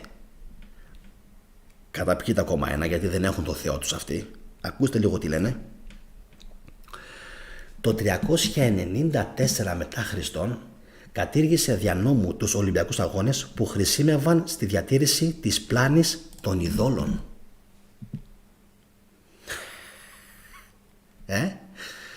Της πλάνης των ειδόλων. Χρησιμεύαν οι Ολυμπιακοί Αγώνες στην διατήρηση της πλάνης των ειδόλων. Το καταλάβατε τώρα αυτό. Αυτό αντιπροσώπευε για αυτούς το Ολυμπιακό πνεύμα. Ο αθλητισμός, η μουσική, οι αγώνες που γίνονταν για το ποιος θα αναδειχθεί καλύτερος τραγουδοποιός, καλύτερος μουσικός, καλύτερος τυχουργός. Αυτό αντιπροσώπευε για αυτούς. Γι' αυτό και όλοι τους είχαν καταντήσει μίζεροι, καταθλιπτικοί, κυλαράδες, χοντροί, πραγματικά ανήλαιοι. Δεν τους έβλεπε ούτε ο ήλιος ούτε το φως της ημέρας. Ήταν πανομοιότυποι με τους μουσουλμάνους, τους φανατικούς Ισλαμιστές, φανατισμένοι μέχρι το κόκαλο. Και αυτοί λοιπόν οι άνθρωποι θέλουν να λέγονται φωτεινές οντότητες, αυτοί που είναι ντυμένοι στα μαύρα. Τουλάχιστον η λευκή αδελφότητα του Ομρά Μικάελ Ιβανόφ ήταν ντυμένη και στα λευκά, ρε φίλε. Και αυτός μπορεί να υποστήριζε λίγο το χριστιανισμό, ο Ιβανόφ, όπως και ο Ντενόφ. Έπαιρνε βέβαια τα καλά τα στοιχεία. Σαν μια ψιλοαίρεση είναι η λευκή αδελφότητα. Βουλγαρία έδρα και επεκτάθηκε σε όλη τη γη. Ντενόφ και Ιβανόφ. Λοιπόν, αλλά καμία σχέση. Καμία σχέση. Και αυτοί μυστικιστές, άλλη φάση. Πολύ πιο δυνατοί από αυτούς εδώ πέρα. Λευκά ντυμένοι, ρε φίλε. Τι είναι αυτό το πράγμα μέσα στα μαύρα, σαν τα. Πού και εγώ τώρα καμία λέξη. Δεν μπορώ να τους βλέπω, πραγματικά δεν μπορώ να τους βλέπω. Λοιπόν, για να δούμε μέχρι στιγμής. 100 ψήφοι, 55% πιστεύει ότι ο χειρότερος αυτοκράτορας ήταν για τους Έλληνες εθνικούς ο Μέγας Θεοδόσιος, το 29% πιστεύει ο Μέγας Κωνσταντίνος και το 16% πιστεύει ο Ιουστινιανός, παιδιά. Λοιπόν, συνεχίζω όμως τώρα. Να δω που είχα μείνει. Εντάξει, κατάργησε λοιπόν, παιδιά, τους Ολυμπιακούς Αγώνες λόγω της πλάνης των ειδόλων. Εντάξει. Η αυτοκρατορία ήταν πια χριστιανική και το έργο του Αγίου Θεοδοσίου έστρεφε και παγίωνε το έργο του Μεγάλου Κωνσταντίνου. Λάθος, παιδιά. Λάθος. Εγώ δεν το πιστεύω ότι ο Θεοδόσιος συνέχισε κατά κάποιον τρόπο το έργο του Κωνσταντίνου. Καμία σχέση. Θέλουν να μας πούν πολλά για τον Κωνσταντίνο, θέλουν να μας περάσουν πολλά, πάρα πολλά, δεν είναι όμως τόσα πολλά όσα μας λένε. Έκατσα και το ψάξα πάρα πολύ καλά. Και οι πηγές είναι διφορούμενες, έχουν βάλει το χεράκι τους διάφοροι και έχουν γράψει και αντιγράψει διάφορα ψεύδι μέσω αναπαραγωγής που λέμε, αν τα πεις πολλές φορές ότι είναι αλήθεια. Λοιπόν, έκανε κάποιες τρέλες ο Κωνσταντίνος, τρέλες, λόγω του θρόνου, είχε πόρωση με το θρόνο, αλλά να ξέρετε, πόρωση με τους χριστιανούς δεν είχε. Αυτοί πάνε να το κάνουν ότι είχε. Δεν είχε πόρωση με τους χριστιανούς. Είναι ψεύτες. Και σε επόμενα βίντεο θα το αποδείξουμε κιόλας αυτό, γιατί δεν μιλάμε έτσι λόγια στον αέρα. Θα το δείτε σε επόμενα βίντεο ότι ισχύει αυτό. Λοιπόν, για να συνεχίσουμε. Για την προσφορά του στην Εκκλησία, αλλά και το τεράστιο σημαντικό πολιτικό έργο του, κέρδισε, λέει, τον τίτλο Μέγας. Φυσικά, βέβαια, Μέγας είσαι. Και ο Παυλίνος, λέει, επίσκοπος της Νόλης, μέσα από τα γραφόμενά του εγκομιάζει στο πρόσωπο του βασιλέως όχι τόσο, λέει, τον αυτοκράτορα, όσο τον δούλο του Χριστού, τον ισχυρό όχι στη μεγαλοπρέπεια του δυνάστη, λέει, αλλά στην ταπεινοφροσύνη του ως υπηρέτη, τον πρώτο πολίτη όχι χάρη στο βασιλικό αξίωμα, αλλά χάρη στην πίστη του. Αυτές λοιπόν τις βλακίες αναπαράγουν οι χριστιανοί για τον μέγα δολοφόνο Θεοδόσιο, γιατί σε λίγο θα δούμε και τι έκανε και στον υπόδρομο. Λοιπόν, άνω τελεία, παιδιά, να σας πω όσοι είστε πρώτη φορά στο κανάλι να εγγραφείτε και να κάνετε κοινοποίηση φυσικά όποιο από τα βίντεο θέλετε της θετικής ντοπαμίνης και φυσικά και το σημερινό. Επόμενο, παιδιά, 387 μετά Χριστόν, παιδιά. Θα πούμε για δύο περιστατικά τα οποία, λέει, δείχνουν το πόσο μεγάλος ήταν ο Θεοδόσιος, και εγώ φυσικά θα γελάσω και θα καταλάβετε σε λίγο γιατί. Αποφάσισε, παιδιά, το 387 μετά Χριστόν να τιμωρήσει αυστηρά ο Θεοδόσιος με ποινή αίματος τους κατοίκους της Αντιόχειας. Η Αντιόχεια, παιδιά, να ξέρετε, ήταν ένα κέντρο πνευματικό όπου παίχτηκαν σχεδόν τα πάντα του αρχαίου κόσμου, τα πάντα. Οι Αντιοχιανοί είχαν εξεγερθεί και είχαν καταρρύψει όλους τους Ανδριάντες που υπήρχαν προς τιμήν του αυτοκράτορα, και καλά έκαναν, και της συζύγου του Πλακύλας. Η αυτοκράτηρα η ίδια, αλλά και ο πατριάρχης της πόλεως, λέει, Φλαβιανός, συμπαραστατούμενοι από τους μοναχούς της περιοχής, οικέτευαν τον βασιλέα Θεοδόσιο να φανεί σπλαχνικός και να τους συγχωρήσει. Και πράγματι ο Θεοδόσιος άλλαξε απόφαση και το Πάσχα του 387 μετά Χριστόν έδωσε, λέει, αμνηστία. Αυτή είναι η πρώτη περίπτωση, λέει, που θέλουν να μας πούν ότι ήταν μέγας και ευσπλαχνικός. Έχει κι άλλα όμως. Κρατηθείτε τώρα, γιατί τώρα έρχεται το καλύτερο. Ένα λεπτό. Τώρα έρχεται ο δυναμίτης. Κρατηθείτε. Το διάβασα σήμερα και λέω τώρα είναι να πάρεις το κεφάλι σου και να το χτυπάς κανονικά στον τοίχο. Πάμε. Το άλλο γεγονός συνέβη, παιδιά, το 390, όταν ο Θεοδόσιος έγινε αυτοκράτορας και της Δύσης. Πήγε λοιπόν, παιδιά, στα Μεθιόλανα, το οποίο είναι το σημερινό Μιλάνο της Ιταλίας, και τιμώρησε με πολύ αυστηρό τρόπο μια εξέγερση των Θεσσαλονικαίων, δίδοντας διαταγή να θανατώσουν πολλές χιλιάδες ανθρώπων στο αμφιθέατρο της πόλεως. Κάποιος δημοφιλής ενίοχος του υποδρόμου είχε κατηγορηθεί για εγκληματική πράξη και είχε φυλακιστεί από τον αρχηγό της εκεί φρουράς Βουδέριχο. Όχι, φυσικά, παιδιά, δεν είναι Έλληνας. Ο Βουδέριχος Γαλάτης πρέπει να ήταν, γιατί το όνομα του είναι Μπούντριχ στην ουσία. Εντάξει, δεν υπάρχει ελληνικό όνομα Βουδέριχος, είναι Μπούντριχ. Αλλά το πλήθος, προκειμένου να γίνουν οι υποδρομίες, απέτησε την αποφυλάκηση του ενιόχου. Ο Βουδέριχος αρνήθηκε, αλλά ο λαός στασίασε και φώνευσε τον Βουδέριχο και πολλούς στρατιώτες. Ο θυμός που ένιωθε ο Θεοδόσιος ήταν, λέει, τόσο μεγάλος που, υπακούοντας στην παρόρμηση της στιγμής, ο Άγιος διέταξε να περικυκλώσει ο στρατός τον υπόδρομο την ημέρα των αγώνων και να σφάξει όλους τους θεατές, περίπου 7 με 12 ή 16 χιλιάδες. Λένε πως φώνευσε και πριν λίγο καιρό, να ξέρετε, στις ανασκαφές του μετρό βρεθήκαν τα κρανία, τα οποία ήταν στην ουσία σαν παλουκωμένα, σαν να είχαν τραύματα στο κεφάλι. Εντάξει, φαίνονταν δηλαδή ομαδική τάφη, φυσικά, έτσι. Μένει μόνο να ραδιοχρονολογηθούν, δείχνοντας, παιδιά, το σημείο φυσικά είναι πολύ κοντά στον υπόδρομο, όπως υπολογίζεται, ότι εκεί ακριβώς έγινε αυτή η μεγάλη σφαγή, και αποδεικνύοντας τα όσα είναι γραμμένα, 7 μέχρι 16 χιλιάδες. Για την διαταγή αυτή αμέσως μετανόησε ο Θεοδόσιος, αλλά η ανάκλησή της έφτασε αργά στη Θεσσαλονίκη, αφού είχαν σφαγεί χιλιάδες πολίτες. Μετά από αυτό το έγκλημα, όταν ο Θεοδόσιος θέλησε να εισέλθει στο ναό του Μιλάνου, ο Άγιος Αμβρόσιος στάθηκε στη θύρα και απαγόρευσε, λέει, την είσοδο στον αυτοκράτορα. Όλοι περίμεναν, λέει, το ξέσπασμα του θυμού του Θεοδοσίου, να τον καθαρίσει. Βέβαια ήξερε πόσο μεγάλη δύναμη έχουν από τότε αυτοί. Όμως εκείνος, λέει, υπάκουσε ταπεινά, γιατί ήξερε φυσικά ότι μετά είχε οροπαλοφόρους που τον καθάριζαν. ζήτησε με δάκρυα στα μάτια συγγνώμη και ταπεινωμένος γύρισε στα ανάκτορα. Σου λέει, κάτσε, μη με κάνουν αυτοί όπως έκαναν οι άλλοι την Ξανθιά από το Game of Thrones, την Cersei, που την έβγαλαν στον δρόμο εκεί πέρα, θυμάστε, και την έβγαλαν να μετανοήσει. Σου λέει, μη με κάνουν έτσι, γιατί στο έργο αυτό δείχνει, ξέρετε, αυτό δείχνει στο Game of Thrones. Παραλληλισμός με την άνοδο των χριστιανών είναι, να ξέρετε, ακριβώς κλεμμένη αντιγραφή με λίγους δράκους και λίγο παραπάνω από αυτό που το κάνουν. Λοιπόν, αυτό είναι το Game of Thrones.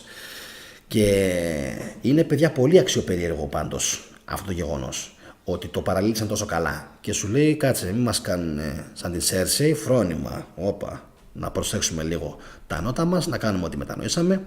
Λοιπόν, και τι έκανε, λέει, φόρεσε, λέει, σαν ένας κοινός άνθρωπος έναν απλό χιτώνα και χωρίς κανένα διακριτικό του αξιώματός του, λέει, έκανε, λέει, συγχωρητική ευχή και κοινώνησε κατά την εορτή των Χριστουγέννων, λέγοντας τον λόγο του Δαβίδ.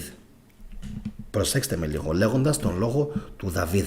Δεν είπε ούτε τον λόγο του Πλάτωνα, ούτε του Αριστοτέλη, ούτε κανένας άλλου. Είπε τον λόγο του Δαβίδ. Εντάξει, για όσους λένε ότι είναι συνέχεια της αρχαίας Ελλάδας ο χριστιανισμός. Αλήθεια. Και πού είναι οι αρχαίοι Έλληνες?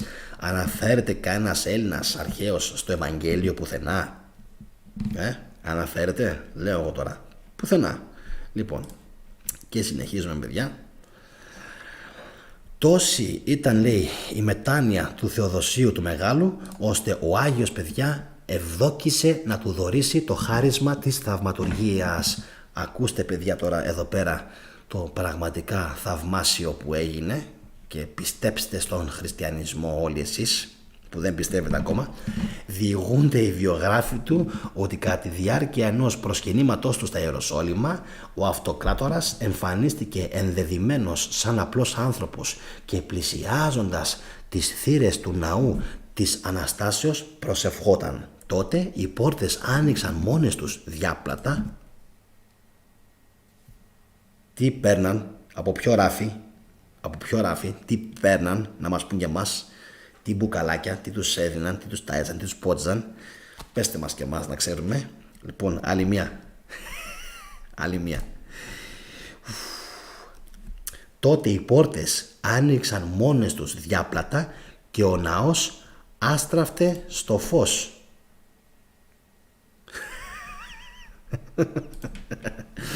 Ο Κύριος υποδεχόταν τον ταπεινό Αυτοκράτορα και δούλο του, παιδιά. Εντάξει, αυτή είναι η μεγάλη ευλογία που έλαβε ο Θεοδόσιος επειδή σφαγίασε τόσο πολύ κόσμο. Και αυτό που σας ανάφερα μέχρι στιγμής είναι μόνο η υποδρομία, το υποδρόμιο και οι ποινές που έκανε στους αριανιστές. Έχουμε κι άλλα, περιμένετε, δεν έχουμε τελειώσει, ακόμα είμαστε περίπου στη μέση. Λοιπόν, σχόλια, να δούμε λίγο σχόλια, γιατί γίνεται φαντάζομαι ένας κακός χαμός.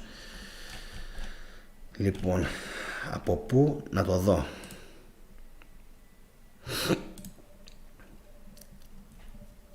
Για να δούμε. Ο Κωνσταντίνος δεν ήταν καν χριστιανός, αυτοί τον κάναν χριστιανό, οπότε τι συνέχισε ο Θεοδόσιος? Ακριβώς αυτό, δεν συνέχισε κάτι. Ο Θεοδόσιος είχε δική του ατζέντα. Λοιπόν, έχω κάνα δεκάλεπτο, λέει, που βλέπω όσο για το λαμόγιο τον Θεοδόσιο έσφαξε 17.000 Έλληνες στον υπόδρομο, λέει ο Χρήστος 0033. Έτσι ακριβώς είναι, το ποσό κυμαίνεται ανάμεσα σε 7 και 17.000. Λοιπόν, ο Θεοδόσιος έσφαξε και χριστιανούς μέσα στη Θεσσαλονίκη. Υπήρξαν και χριστιανοί σφαγιαστέντες μέσα στη Θεσσαλονίκη. Και τι με νοιάζει με αυτό? Ναι, λένε πως ήταν, παιδιά, πολιτική δολοφονία. Πάντα οι χριστιανοί αυτοί οι υποκρίταροι με κεφάλαια βρίσκουν πάντα ένα παραθυράκι. Πάντα. Πέστε το ξανά όλοι μαζί. Πάντα. Είστε τόσο λαμόγια, τόσο υποκριτές, τόσο ψεύτες, τόσο πουλημένοι. Λοιπόν, που πάντα βρίσκεται μια δικαιολογία. Αλλά και χριστιανούς να σφαξε δεν έπρεπε ποτέ να γίνει Άγιος. Ένα παραπάνω. Σύμφωνα με το δόγμα της Εκκλησίας τουλάχιστον, έτσι. Έφαγε δηλαδή, που έφαγε εθνικούς, μπράβο του, έφαγε τους αντιπάλους. Έφαγε και εθνικούς, έφαγε όμως και χριστιανούς. Και παρόλα αυτά η Εκκλησία, παρόλα αυτά, τον έκανε Άγιο. Παρόλα αυτά, γιατί μετανόησε, το τρελό. Γιατί ήταν τρελό ο Θεοδόσιος. Δεν ήταν νορμάλ άνθρωπος, ήταν τρελό. Λοιπόν, επόμενο. Θετική τροφή για σκέψη, αυτό που λες για την ονομασία των ημερών που έχει η εβδομάδα. Τροφή για σκέψη, αλλά ποιος θα ασχοληθεί. Λοιπόν, επόμενο. Και δεν τους έσφαξε γιατί δεν ήθελαν να ασπαστούν τον χριστιανισμό, αλλά γιατί διαδήλωναν εναντίον των Γότων που τότε ήταν σύμμαχοι του Βυζαντίου εναντίον άλλων γερμανικών φίλων, έτερων εκάτερων. Έτσι τώρα, Γότος όχι Γαλάτης, λέει ο Κλειφ, για τον που δεν έχω λες σίγουρα. Γότθος όχι Γαλάτης, εντάξει, δεν μπορούσα να θυμηθώ τι ήτανε. Νομίζω πως κάποια στιγμή έγινε συγκερασμός των Γότθων με τους Γαλάτες, αλλά σε κάθε περίπτωση έχεις δίκιο. Άμα ήταν Γότθος λοιπόν. Τι ακούμε τόση ώρα, διωγμούς, πως σκοτώνανε χιλιάδες Έλληνες κτλ. Και εμείς κάθε 5 τετράγωνα έχουμε και μια εκκλησία, αντί να φτιάξουν κανένα νοσοκομείο, κανένα σχολείο. Αχ, μη μου ανάψουν τα λαμπάκια, λέει ο Κώστας, παιδιά. Εντάξει, λοιπόν. Νομίζω πως η Κυριακή είναι η πρώτη μέρα του Κυρίου και αρχίζει η Δευτέρα, αλλά πραγματικά είναι η τελευταία, αφού την 7η λένε ξεκουράστηκε, η οποία είναι όμως το Σάββατο για τους Εβραίους, δηλαδή η έξοδός τους. Ζήσε Μάη Πέτρο μου να φας τριφύλι. Πραγματικά δεν ξέρουν τι τους γίνεται. Έχουν μπερδέψει την με τη βούρτσα. Εντάξει. Επόμενο.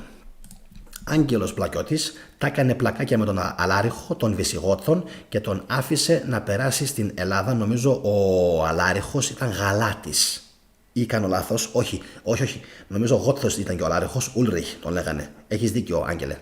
Τον άφησε να περάσει στην Ελλάδα και να καταστρέψουν τα πάντα μέχρι την Πελοπόννησο. Συνοδεία χιλιάδων φανατικών ρασοφόρων, θέλει να πει εδώ πέρα. Λοιπόν, τι είναι, λέει, ο χριστιανισμός, η συνέχεια της αρχαίας Ελλάδας, και γελάτε. Φυσικά και δεν είναι, παιδιά, αφού δεν αναφέρεται πουθενά η λέξη αυτή. Λοιπόν, συνεχίζουμε, παιδιά, ξεπερνάμε Έλληνα πατριώτη που είσαι και Έλληνας πατριώτης, ξεπερνάμε αυτό για τον υπόδρομο, γιατί πραγματικά εμένα με ξεπερνάει προσωπικά, εντάξει. Πρέπει να σφάζουμε για να γίνουμε Άγιοι, ακριβώς. Επόμενο. Πάπας Γρηγόρης ο Θήτα το 1230 ήταν αυτός που είπε ότι οι γάτες ήταν του διαβόλου. Γεια σου, Ευαγγέλη Μαργαρίτη, με τα φώτα σου. Άκου τώρα εδώ, Ο Πάπας ο Γρηγόριος ο Θήτα, δηλαδή ο ένατος, το 1230. Οι γάτες ήταν του διαβόλου. Και αν δεν είχε γάτες, φυσικά, ξέρετε, γι' αυτό μετά έγινε αυτό που έπεσαν οι πανόλες και όλα αυτά στην Ευρώπη. Όλες αυτές οι ασθένειες. Επειδή οι ηλίθιοι, οι μπούφοι, για ακόμα μια φορά οι ηλίθιοι, οι μπούφοι καθυστερημένοι, σκότωναν τις γάτες και δεν είχε να φάνε τα ποντίκια. Και τα ποντίκια πολλαπλασιάστηκαν και μετά καλά να πάθουν. Ψόφος. Καλά να πάθουν. Μα αφού είναι βόδια. Είναι βόδια. Τζάμπα δεν την είχαν ιεροποιήσει οι Αιγύπτιοι. Τους Αιγύπτιους που τους λένε και τους λέγανε ειδωλολάτρες, γιατί ήτανε έτσι, ειδωλολάτρες και οι Αιγύπτιοι σύμφωνα με αυτούς, μια χαρά τα πήγανε επί πόσα χρόνια και μετά άσε που παρήκμασαν. Τα πήγαιναν τέλεια οι Αιγύπτιοι, αλλά δεχτήκανε σφοδρές εισβολές και αυτοί οι καημένοι. Πάμε, φοβερός ο Μαργαρίτης. Καμία σχέση λοιπόν, ο Θεοδόσιος ήταν, λέει, κερατάς Ισπανός, το έκανε για να μην προκληθεί διπλωματικό επεισόδιο. Δεν τον ένοιαζε η επιβολή του χριστιανισμού. Τα άλλα όμως όλα που έκανε, τώρα πόση ώρα που φαγώθηκε η γλώσσα μου να τα λέει, τι ήτανε. Τα έλεγα πριν από λίγο. Δεν είχε καμία σχέση με την Ορθοδοξία ο Θεοδόσιος. Μήπως τον μπερδεύεις με τον Μέγα Κωνσταντίνο? Νομίζω σε πιάνω λίγο αδιάβαστο, Έλληνα πατριώτη. Χρησιμοποίησε απλά τον χριστιανισμό για να κάνει τους βρώμικους σκοπούς του. Εσύ πού το ξέρεις αυτό? Πού το ξέρεις? Καλός ή κακός το έκανε όμως και το πέτυχε και έδωσε εξουσία στους Ορθόδοξους. Και αν τον ένοιαζε μόνο ο χριστιανισμός, όπως λες, δεν θα είχε αφανίσει τις υπόλοιπες σε εισαγωγικά αιρέσεις, γιατί αυτός τις αφάνισε. Όχι οι Ορθόδοξοι, αυτός. Εντάξει.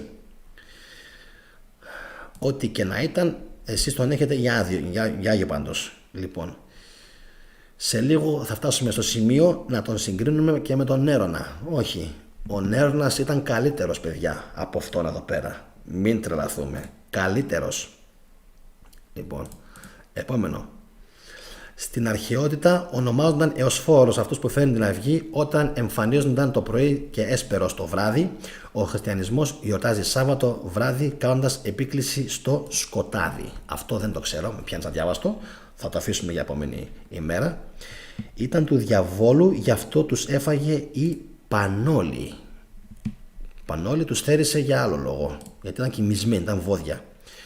Άλλωστε μην ξεχνάμε ότι το απαγορεύτηκε του Θεοδοσίου να κοινωνήσει, σιγά το πράγμα, χέστηκα, πραγματικά στα μου. Αν το απαγορεύτηκε να κοινωνήσει αφού σκότωσε 7.000, λες και έγινε κάτι τώρα, Έλληνα πατριώτη, χεστήκαμε. Και αν εξομολογήθηκε και αν δεν εξομολογήθηκε. Λοιπόν, πραγματικά όμως έτσι. Γιάννη, ένας 50χρονος σήμερα, ενώ φιλοσοφούσαμε, μου είπε πως το καλό με τη νέα γενιά είναι πως είμαστε αδογμάτιστοι. Φαντάσου τι θα ξέρει αυτός ο άνθρωπος. Έτσι. Λοιπόν, ωραία παιδιά. Αυτό, παιδιά, ήταν το πρώτο σκέλος, το οποίο σας διάβασα τώρα, αναφορικά με τον Μέγα Θεοδόσιο. Έχει κι άλλα. Λοιπόν, τώρα θα περάσουμε στο χρονολογικό το κομμάτι, όπου πέρασε τα νομοθετικά διατάγματα. Ναι, όσοι κάνετε υπομονή και περιμένατε 1 ώρα και 15 λεπτά, θα το ακούσετε τώρα. Για τους υπόλοιπους δεν έχει. Τι να κάνουμε, καλώς ή κακώς σχολιάζουμε, μιλάμε και φυσικά αφηγούμαστε και την ιστορία του Θεοδόσιου. Εντάξει, για να ξέρουμε όλοι ποιος είναι. 380, παιδιά, μεταφερόμαστε εκεί πέρα. Ορίζει επίσημη και μοναδική θρησκεία του κράτους το χριστιανισμό και κηρύσσει εκτός νόμου κάθε άλλη λατρεία. Τώρα θα σας τα λέω μπαμ μπαμ, εντάξει, χρονολογικά, για να μην σας κουράζω. 380. Οι μη χριστιανοί χαρακτηρίζονται σιχαμεροί, αιρετικοί, μωροί και τυφλοί και απειλούνται με επουράνεια αλλά και με επιγής τιμωρία. Το ακούσατε αυτό? Το ακούσατε εσείς που τον υποστηρίζετε και υποστηρίζετε ακόμα τους άλλους? Θα δεν γίνονται πουθενά. Εντάξει. Λοιπόν, το ξαναλέω. Μωροί, τυφλοί, σιχαμεροί και αιρετικοί. Εξουσιοδοτεί τον επίσκοπο, τον φίλο του Αμβρόσιο, τον Άγιο επίσης. Παιδιά, κοιτάξτε τώρα λίγο έτσι, όλος τυχαίος. Οι δύο Άγιοι ταυτόχρονα, Αμβρόσιος και Θεοδόσιος. Ταυτόχρονα. Και στη σημερινή εποχή έκαναν αμάν να δημιουργήσουν έναν Άγιο, τον Παΐσιο, μετά κόπων και βασάνων, έτσι, μετά πολλών κόπων και βασάνων. Λοιπόν, και φυσικά μην ξεχνάμε ότι έχει και άλλο όνομα, Παΐσιος, κάτι διαφορετικό, κάτι καινούριο. Σιγά να μην το λέγανε και Θεοδόσιο. Τι, να υπάρχει το ίδιο όνομα 2 φορές? Αποκλείεται. Παΐσιος, λοιπόν. Για να υπάρχουν και οι Παΐσιες και οι Παΐσιοι πλέον στην εποχή μας. Όσοι έχετε παιδάκια και τα έχετε βαφτίσει. Έτσι, με γεια σας, με χαρά σας, να σας ζήσουν, να είναι γερά, αλλά να ξέρετε ότι εγώ αμφιβάλλω αν υπάρχουν θαύματα, ειδικά αυτά που υποστηρίζουν κάποιοι. Λοιπόν, εξουσιοδοτεί λοιπόν τον επίσκοπο Μεδιολάνου Αμβρόσιο να καταστρέψει όλους τους ναούς των εθνικών. Μπράβο, καλό παιδί.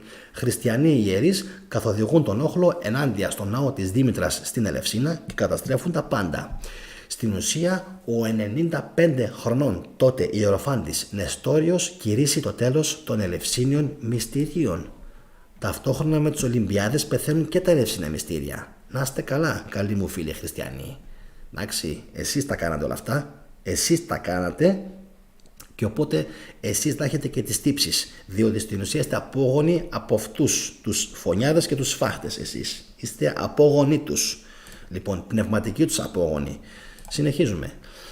Είναι η αρχή του πνευματικού σκότους για την ανθρωπότητα. Φυσικά, αφού δεν υπήρξε καμία απολύτως τεχνολογική πρόοδος, και όπως ξέρετε, παιδιά, ούτε οι μουσουλμάνοι μπόρεσαν να κάνουν καμία πρόοδο της προκοπής. Ούτε οι Κινέζοι. Κανένας δεν μπόρεσε να κάνει καμία απολύτως προκοπή. Η προκοπή ήρθε όταν επανήλθαν τα γράμματα και τα μαθηματικά και η γεωμετρία το 1700-1800. Τότε ξεκίνησαν πάλι δηλαδή η παλιγγενεσία της ανθρωπότητας με βάση τα ελληνικά γράμματα έγινε. Γιατί τόσα χρόνια υπήρχε Κοράνι. Τι κατάφερε το Κοράνι? Τι κατάφερε ο Ιουδαϊσμός ή ο Εβραϊσμός? Τι κατάφερε? Αυτό κατάφερε. ένα μεγάλο μηδέν. Τίποτα. Ένα τίποτα. Δεν κατάφερε. Λοιπόν, συνεχίζω. 381. Ο Θεοδόσιος με διάταγμά του στερεί τα πολιτικά δικαιώματα όλων των χριστιανών που επιστρέφουν στις παραδοσιακές λατρείες. Δηλαδή πρέπει να είσαι οπωσδήποτε πάντα χριστιανός. Με νέο διάταγμα απαγορεύει ακόμα και την απλή επίσκεψη στους ελληνικούς ναούς. Απλή επίσκεψη. Χειρότερος και από τον Ερντογάν δηλαδή. Στην Κωνσταντινούπολη ο ναός της Αφροδίτης μετατρέπεται σε πορνείο, ενώ της Άρτεμις και του Θεού Ήλιου σε στάβλους. Πολύ καλοί άνθρωποι. Λοιπόν, συνεχίζουμε. 384-388 διορίζει έπαρχο Ανατολής τον Ματέριο Κυνήγιο, μεγάλο σκυλί, και τον διατάζει να χρησιμοποιήσει τους χριστιανούς μοναχούς για την καταστροφή των ελληνικών και εθνικών ναών σε Νότια Ελλάδα και Μικρά Ασία, καθώς και για το κάψιμο όλων των ελληνικών βιβλίων. Εκατοντάδες ελληνικοί ναοί και βιβλιοθήκες ισοπεδώνονται και καίγονται. Χιλιάδες Έλληνες και εθνικοί από όλα τα μέρη της αυτοκρατορίας καταλήγουν στα στρατόπεδα θανάτου της Σκυθόπολης. Δεν ξέρω, παιδιά, νούμερα. Εκατομμύρια, εξαψήφια, εφταψήφια, πενταψήφια, δεν μπορώ να ξέρω, παιδιά, πόσα νούμερα έφυγαν, αλλά πιστέψτε μου ότι πρέπει να έφυγαν πάρα πολύ τότε. Πάρα πολύ. Έτσι. Λοιπόν, παρένθεση. Η πυρίτιδα ανακαλύφθηκε στην Κίνα πολύ πιο πριν. Οι Ευρωπαίοι όμως την εκμεταλλεύτηκαν και έφτιαξαν τα όπλα, ενώ οι Κινέζοι δεν είχαν φτιάξει. Εντάξει. Και τι έγινε με αυτό? Τι έγινε με αυτό? Πάλι δεν είναι χριστιανική εφεύρεση. Κινέζικη είναι. Μόνος το λες. Κινέζικη είναι. Άσχετα αν δεν ήξεραν. Λοιπόν, φυσικά, αφού το μυαλό των χριστιανών ήταν μόνιμο στη σφαγή και στην κατάκτηση και στην εξουσία, δεν θα μπορούσαν να σκεφτούν κάτι το οποίο θα τους βοηθούσε να το χρησιμοποιήσουν σαν όπλο? Αλίμονο. Ποιοι κάνουν τα μεγαλύτερα δηλητήρια ιούς? Αυτοί. Λοιπόν, πάμε παρακάτω. Ωραίο σχόλιο έγραψε ο Γερόλυμος. Δεν θα το διαβάσω. Φοβερό. Για όσους το είδατε, παιδιά, πιο πάνω. Λοιπόν, φοβερό. Συνεχίζω. Οκ. Διαβάζω. Τα προσπερνάω έτσι γιατί κάποια είναι πολύ χοντρά. Λοιπόν, 389. Όλες οι μέθοδοι χρονολόγησης πέραν της χριστιανικής καταργούνται δια νόμου. 390. Ο Θεόφιλος, ο Αλεξανδρίας, εξαπολύει μέγα διωγμό εναντίον των Ελλήνων και των εθνικών της περιοχής, καταστρέφει σχεδόν όλους τους μη χριστιανικούς ναούς της Αλεξάνδρειας. Οι χριστιανοί φορτώνουν σε γαϊδούρια ό,τι βρίσκουν, ιερά σκεύια, γάλματα, και τα περιφέρουν στην πόλη. Ο Βοδέριχος που αναφέραμε πιο πριν έγινε ότι έγινε αυτό με την υποδρομία, όπου μέσα σε λίγες ώρες σφάχτηκαν από 7 μέχρι 15.000 Έλληνες. Άλλοι λένε για πολιτικούς λόγους, άλλοι λένε καθαρά και μόνο για να αφανίσει ακόμα πιο πολλούς αντιπάλους του. 391. Ο Θεοδόσιος με νέο του νόμο απαγορεύει, εκτός από την απλή επίσκεψη σε εθνικούς ναούς, ακόμα και το κοίταγμα των σπασμένων αγαλμάτων. Καταργεί την ελληνική και καθιερώνει τη λατινική ως επίσημη γλώσσα της αυτοκρατορίας. Οι διωγμοί και οι σφαγές οδηγούν σε νέα εξέγερση των εθνικών στην Αλεξάνδρεια, που οχυρώνονται στο Σεράπιο. Παιδιά, για το Σεράπιο θα κάνουμε μια μέρα ξεχωριστό βίντεο, διότι ολόκληρο το συμβάν αυτό αξίζει και σηκώνει ένα ξεχωριστό βίντεο. Εντάξει, είναι πραγματικά τρελό αυτό που έγινε εκεί πέρα. Τρελό. Ο φιλόσοφος Ολύμπιος καλεί σε ένοπλο υπερβομών αγώνα τους αρχαιόθρησκους της πόλης, τους εθνικούς. Για την αποφυγή γενίκευσης των εξεγέρσεων, ο Θεοδόσιος λύνει την πολιορκία. Αμέσως όμως μετά την αποχώρηση του Ολύμπιου και των συνταγωνιστών του, ο δειλός πατριάρχης Θεόφιλος και οι εξίσου δειλοί συνεργοί του επιτίθενται στον ανυπεράσπιστο ναό, το καταστρέφουν και παραδίδουν στις φλόγες την τεράστια βιβλιοθήκη που φιλοξενούσε εκατοντάδες χιλιάδες τόμους, και μάλιστα λένε μέχρι και 700.000. Στην θέση του ναού οι χριστιανοί χτίζουν μοναστήρι. Σας είπα ότι καλό είναι, παιδιά, να παίρνετε από κόμματα Εντάξει, να κρατάτε σημειώσεις από αυτά τα οποία λέμε, γιατί άλλο πράγμα είναι να παρατηρείς σαν Χάνος και να ακούς κάτι, και άλλο πράγμα είναι να το καταγράφεις, να το σημειώνεις και να ξέρεις τι έγινε και πότε έγινε. Ναι, κατά ανάγκη θα σημειώνετε την ώρα που παίζει στο live ο χρόνος, και δηλαδή μην κρατάτε σημειώσεις το τι σας λέω, κρατήστε μόνο σημειώσεις τον χρόνο που αναφέρετε, και μετά μπείτε, πάρτε το και στην ουσία τρίψτε το λιγάκι έτσι στα μούτρα μερικών ανθρώπων οι οποίοι σας το παίζουν έξυπνοι στον δρόμο. Λοιπόν, στη θέση του Σεραπείου, παιδιά, δεν χρειάζεται να σας πω, έχτισαν μοναστήρι οι καλοί χριστιανοί. 392 νέες σφαγές. Τα καβύρια μυστήρια της Σαμοθράκης παύουν και οι Έλληνες ιερείς σφάζονται. Στην Κύπρο οι τοπικοί επίσκοποι Επιφάνιος και Τείχων καταστρέφουν σχεδόν όλους τους ναούς στο νησί. Τα μυστήρια της θεάς Αφροδίτης σταματάνε και εκδίδεται άλλος ένας παρανοϊκός νόμος του Θεοδοσίου, σύμφωνα με τον οποίο όποιος δεν υπακούει τον Άγιο Επιφάνιο δεν έχει δικαίωμα ζωής στο νησί. Αυτά να τα ακούνε οι φίλοι μας εκεί, οι Κύπριοι. Έχουμε στο κανάλι κάποιους Κύπριους, βέβαια πολύ λίγοι, μετρημένοι είναι στα δάχτυλα. Κρίμα, γιατί έπρεπε να είστε παραπάνω και να ξέρετε πιο καλά την ιστορία σας. Εντάξει, λοιπόν, συνεχίζουμε. Έχουμε κι άλλα. Έχουμε 393. Απαγόρευση πυθικών, ολυμπιακών και ακτίων αγώνων ως ελληνικών μοιασμάτων. Ελληνικών μοιασμάτων. Είμαστε οι συνεχιστές της αρχαίας Ελλάδας. Ελληνικά μοιάσματα. Είμαστε οι συνεχιστές της αρχαίας Ελλάδας. Ελληνισμός. Μπλε. Αυτοί είναι οι υποκριτές. Αυτοί. Είμαστε οι συνεχιστές. Σκατά είσαστε. Λοιπόν,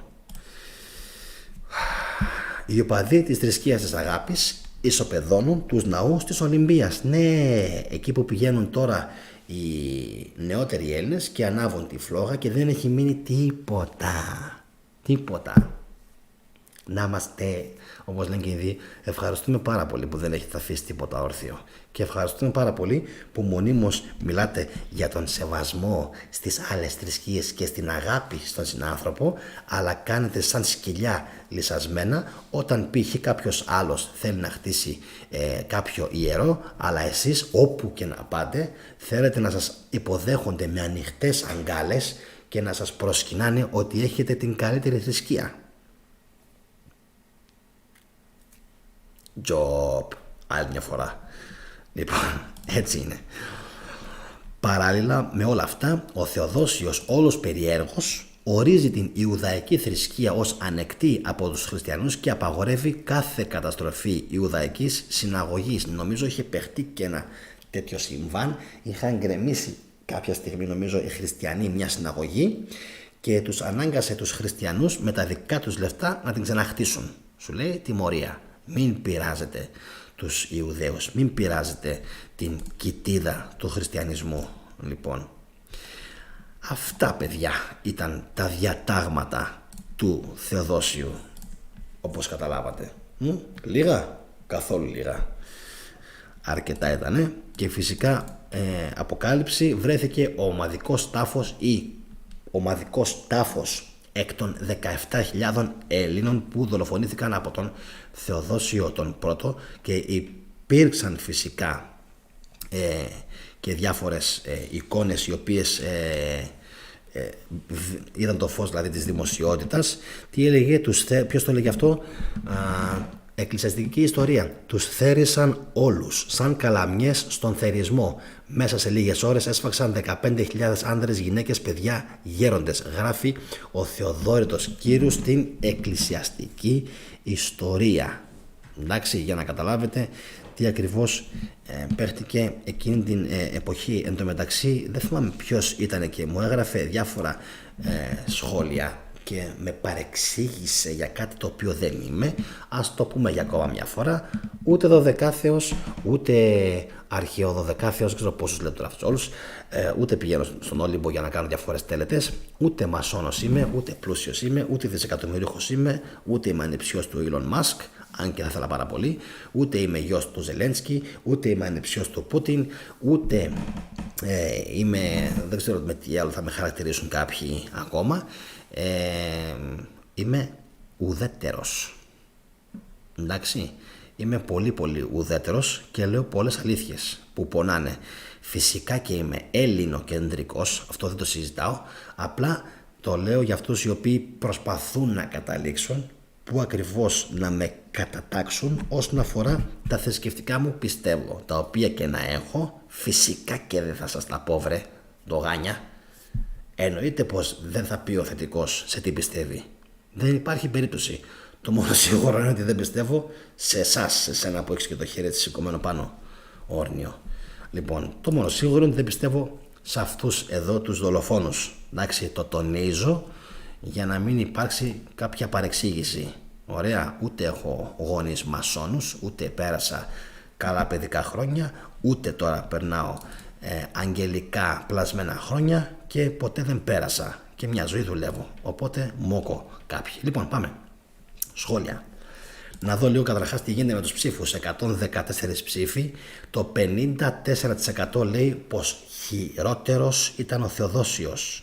Αν έκανα βίντεο για τον Κωνσταντίνο και τον Ιωστινιανό, ίσως κάποιοι λίγο να γέρνατε προς κάποιον άλλον. Λοιπόν, 31% ο Μέγας Κωνσταντίνος, 16% ο Ιωστινιανός. Πάμε και στα σχόλια να δούμε τι ακριβώς λέτε.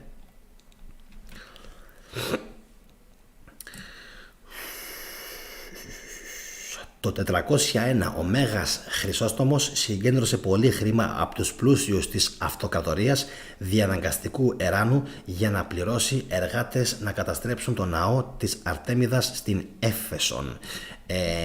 Αυτό το έχω διαβάσει, απλά νομίζω πως δεν μπόρεσα παιδιά να το διασταυρώσω. Κάποιοι λένε πως ήταν ο ηθικός αυτούργος, άλλοι λένε πως δεν ήταν και ούτω καθεξής, Γιώργο μου Καραϊσκάκη.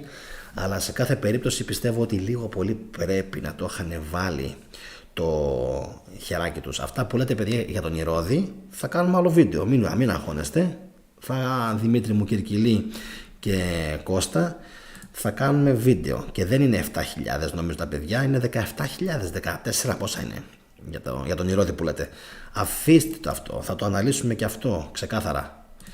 Λοιπόν, 2 ήλιοι στον ουρανό, δεν μπορώ να καταλάβω το σχόλιο του ΜΕΚ 7.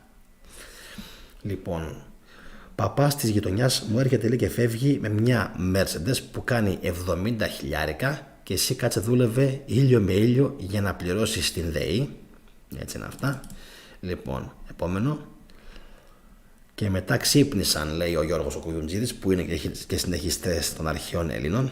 Με τίποτα δεν είναι.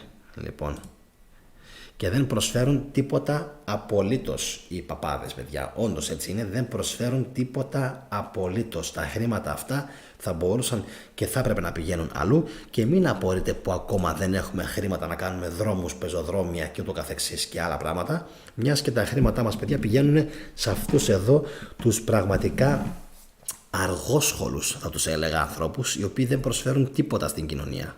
Τίποτα. Αυτή είναι η γνώμη μου. Δεν προσφέρουν τίποτα έμπρακτο στην κοινωνία, κάτι το οποίο να χρειάζεται.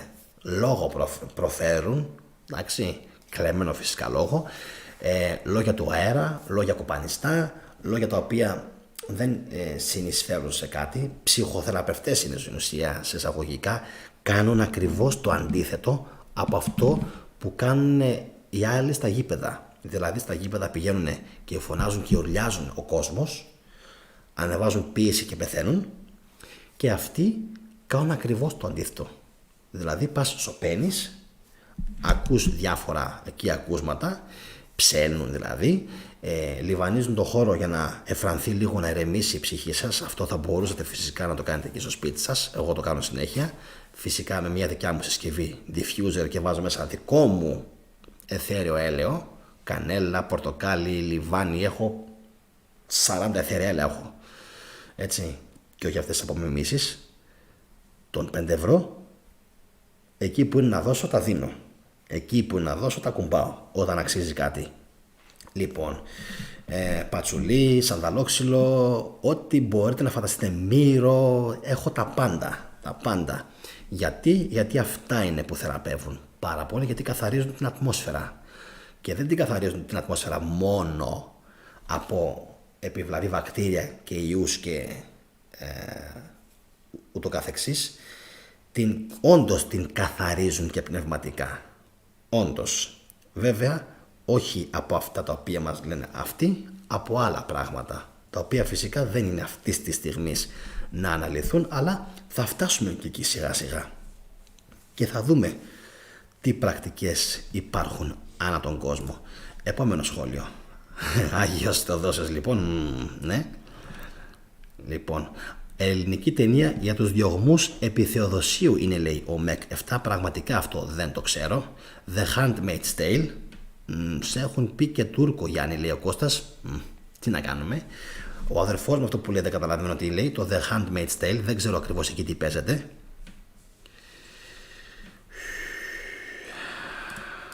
Για να δω λίγο. Κατέστρεψαν τα υποτιθέμενα είδωλα τον 8ο αιώνα και τον 8ο αιώνα σφάζονταν μεταξύ τους εικονολάτρες vs εικονομάχοι. Καλό, ναι. Εδώ και πριν σφάζονταν. Δεν τα λέγαμε τώρα η Λιάννα. Οι αριανιστές με τους μανιχαϊστές, με τους ορθόδοξους. Έτσι. Είναι ακριβώς το ίδιο πράγμα. Πρέπει πάντα κάτι να έχουν. Και με το φιλιόκβε, με τους καθολικούς. Πάντα. Με έχουν πει και Τούρκο, Ναι. Τι να κάνουμε. Δεν βλέπεις. Τουρκαλάς. 100%. Λοιπόν. Ανάσες. Ο Ιώνας από Μελβούρνη. Υπόκληση. Έβγε αδερφέ, εγώ υποκλίνομαι. Έλληνες είμαστε αφενός και αφετέρου δωδεκάθεο, ουδέποτε υπήρξε προπαγάνδα των χριστιανών. Ακριβώς έτσι είναι. Άλλη είχε όμως. Είχε μια λατρευτική έτσι εικόνα. Το δωδεκάθεο είχε μια εσωτερική βέβαια αξία διαφορετική, αλλά ξέρουμε όλοι ότι δεν είναι αυτό το καρακιτσαριό που θέλουν να διαφημίσουν αυτοί. Λοιπόν, θα ήταν καλό ένα βίντεο να μας έλεγες το παρελθόν σου με τον χριστιανισμό, λέει ο Κιτσάρας. Πολύ δυνατό αυτό. Θα ήταν όντως πολύ δυνατό να ξέρεις. Για το παρελθόν μου με τον χριστιανισμό μπορώ, παιδιά, να αναφερθώ. Όντως, απλά το πώς έφτασα στο σημείο να τα καταρρύψω όλα δεν θα το πω με τίποτα. Δεν το ξέρουν ούτε οι πιο κοντινοί του καναλιού. Από το κανάλι βασικά δεν το ξέρει σχεδόν κανένας. Το ξέρουν μόνο ελάχιστοι, όχι ελάχιστοι, αρκετοί οι οποίοι με ξέρουν πιο κοντά. Με βιώνουν πιο κοντά στη ζωή έξω. Σε αυτούς έχω ανοιχτεί και τα λέω πιο πολύ έτσι, γιατί ξέρω ότι δεν θα τα πούν στο κανάλι το πώς έφτασα εδώ. Λοιπόν, είναι πολλά, πάρα πολλά, ατελείωτα. Για μένα τουλάχιστον είναι πάρα πολλά. Κάποιος άλλος μπορεί να πει σιγά και τι έζησες. Για μένα όμως, επειδή τα έχω στο μυαλό μου συνεχώς, είναι πολλά. Κιτσάρα μου, θα το μιλήσουμε αυτό και θα το κοιτάξουμε. Λοιπόν, καλό βράδυ και στον Μαργαρίτη. Γεια σου, φίλε μου. Ναι, Γιάννη, το έχουμε ξαναπεί αυτό. Όπα, έφυγε το σχόλιο σου. Περίμενε. Καταρχάς έζησε 300 χρόνια πριν, οπότε και αυτό παραμύθι είναι. Όχι 300, λίγο πιο πριν, άμα λέμε για τον Ηρώδη, που έσφαξε τόσες χιλιάδες παιδιά. Ναι, αυτό σε ένα χωριό 500 κατοίκων, φυσικά αυτό είναι εντελώς μπουρδα, Κώστα, αλλά δεν γίνεται να λες προ Χριστού ότι πέθανε ο Ηρώδης και μετά ότι την ίδια εποχή έδωσε και την εντολή για την εποχή του Ιησού. Το έχουμε πει, αλλά θα το αναλύσουμε σε άλλο επεισόδιο. Άστο, κράτα το. Λοιπόν, ας φανταστούμε ότι υπάρχει χρονομηχανή και έρχονται οι αρχαίοι Έλληνες φιλόσοφοι και βλέπουν τους νεοέλληνες του σήμερα. Φαντάζεστε τι πλάκα έχουν να πάθουν. Φυσικά. Αυτό είναι γιατί δεν θα μας αναγνωρίσουν καν. Λοιπόν, ο Αλάριχος γκρέμισε τον ναό της Αρτέμιδος και μετά ο Ιουστινιανός έφτιαξε με τα μάρμαρα την Αγιά Σοφιά, λέει ο Κλειφ. Αυτό δεν το ήξερα, αλλά δεν ξέρω αν ο Αλάριχος έφτασε τόσο μακριά, αφού υποτίθεται ήξερα ότι μόνο στην υπηρετική Ελλάδα ότι έκανε επιδρομές. Δεν ήξερα για άλλες περιοχές. Λοιπόν, πρώτη ηλικίου εδώ στην Κύπρο έφαγα αποβολή μιας ημέρας γιατί αρνήθηκα να πω την προσευχή. Τους λέω είμαι άθεος, άθρησκος, τελικά ήρθε ο πατέρας μου και καθάρισε. Αυτά παθαίνεις, Σάκη μου, όταν τους λες τέτοια πράγματα. Λοιπόν, το Δύο ήλιοι στον ουρανό είναι ταινία για εκείνη την εποχή, λέει ο Κλειφ. Όντως δεν το ξέρω, παιδιά. Με συγχωρείτε. Γι' αυτό και το σχόλιο πιο πάνω. Δεν το ξέρω. Λοιπόν, ευχαριστώ πολύ τον Κυρκυλή για τη στήριξη, να είσαι καλά. Αν μας έβλεπαν θα αυτοκτονούσαν, λέει ο Μαργαρίτης. Ακριβώς έτσι είναι, παιδιά. Ναι, να μετανέσουμε από τι. Λοιπόν, νομίζω, παιδιά, κάπου εδώ, επειδή έχω φτάσει πλέον τέρμα κάτω στα σχόλια και το έχω τερματίσει, φτάσαμε, πιστεύω, στο τέλος και του σημερινού μας του live. Like, παιδιά, αν το βίντεο σας άρεσε, εγγραφή όσοι με βλέπετε πρώτη φορά και πιστεύετε ότι σας αρέσει το περιεχόμενο της θετικής ντοπαμίνης. Είπαμε πάρα πολλά και θα πούμε κι άλλα, παιδιά. Αυτό εννοείται για το Σεράπιο, το Μέγα Κωνσταντίνο, ναό της Αρτέμιδας στην Έφεσο. Θα μιλήσουμε για τον Ιωστινιανό, για τον κώδικά του, εικονομαχία. Έχουμε να κάνουμε πάρα πολλά βίντεο και για το Βυζάντιο. Ήδη βλέπω ότι κάποιοι Βυζαντινομαχητές οι οποίοι υπήρχαν στο κανάλι έχουν φύγει. Και έχουν φύγει γιατί βλέπουν αφενός ότι αυτά που λέω δύσκολα τα απορρίπτεις και τα καταρρίπτεις. Πολύ δύσκολα. Δύσκολα τα αντικρούεις, δύσκολα τα πας κόντρα και δύσκολα τα βγάζεις πέρα με τόσο πολύ πλήθος στο κανάλι που μενόμενο ξέρει πλέον την αλήθεια. Οπότε αυτοί όλοι που υπήρχαν, γιατί υπήρχαν κάποιοι και έφυγαν, τους χάλασε το γεγονός ότι ο θετικός είναι τόσο σκληρός απέναντί τους και ότι με τίποτα δεν δέχεται να ξανακάνει στροφή, και το έχω πει πως ούτε πρόκειται να κάνω. Και εδώ είμαστε και θα το δείτε, εγώ έτσι όπως είμαι τώρα, ίσως και πιο τρελαμένος, έτσι θα πεθάνω, έτσι θα φύγω. Δεν θα φύγω μονιασμένος με αυτά τα εκτρώματα. Δεν υπάρχει περίπτωση. Ούτε στο τρισεκατομμύριο, και αυτό που λένε ποτέ μη λες ποτέ, να ξέρετε δεν πρόκειται να γίνει ποτέ. Ποτέ όμως, μα τον αιώνα τον άπαντα δεν πρόκειται να γίνει αυτό το πράγμα. Λοιπόν, οπότε εσείς όλοι που με βλέπετε πρώτη φορά ξέρετε τι πρέπει να κάνετε. Λοιπόν, αν συμπαθήσατε το περιεχόμενο του σημερινού βίντεο και τον θετικό, να κάνετε εγγραφή και να δείτε τα υπόλοιπα βίντεο της θετικής ντοπαμίνης.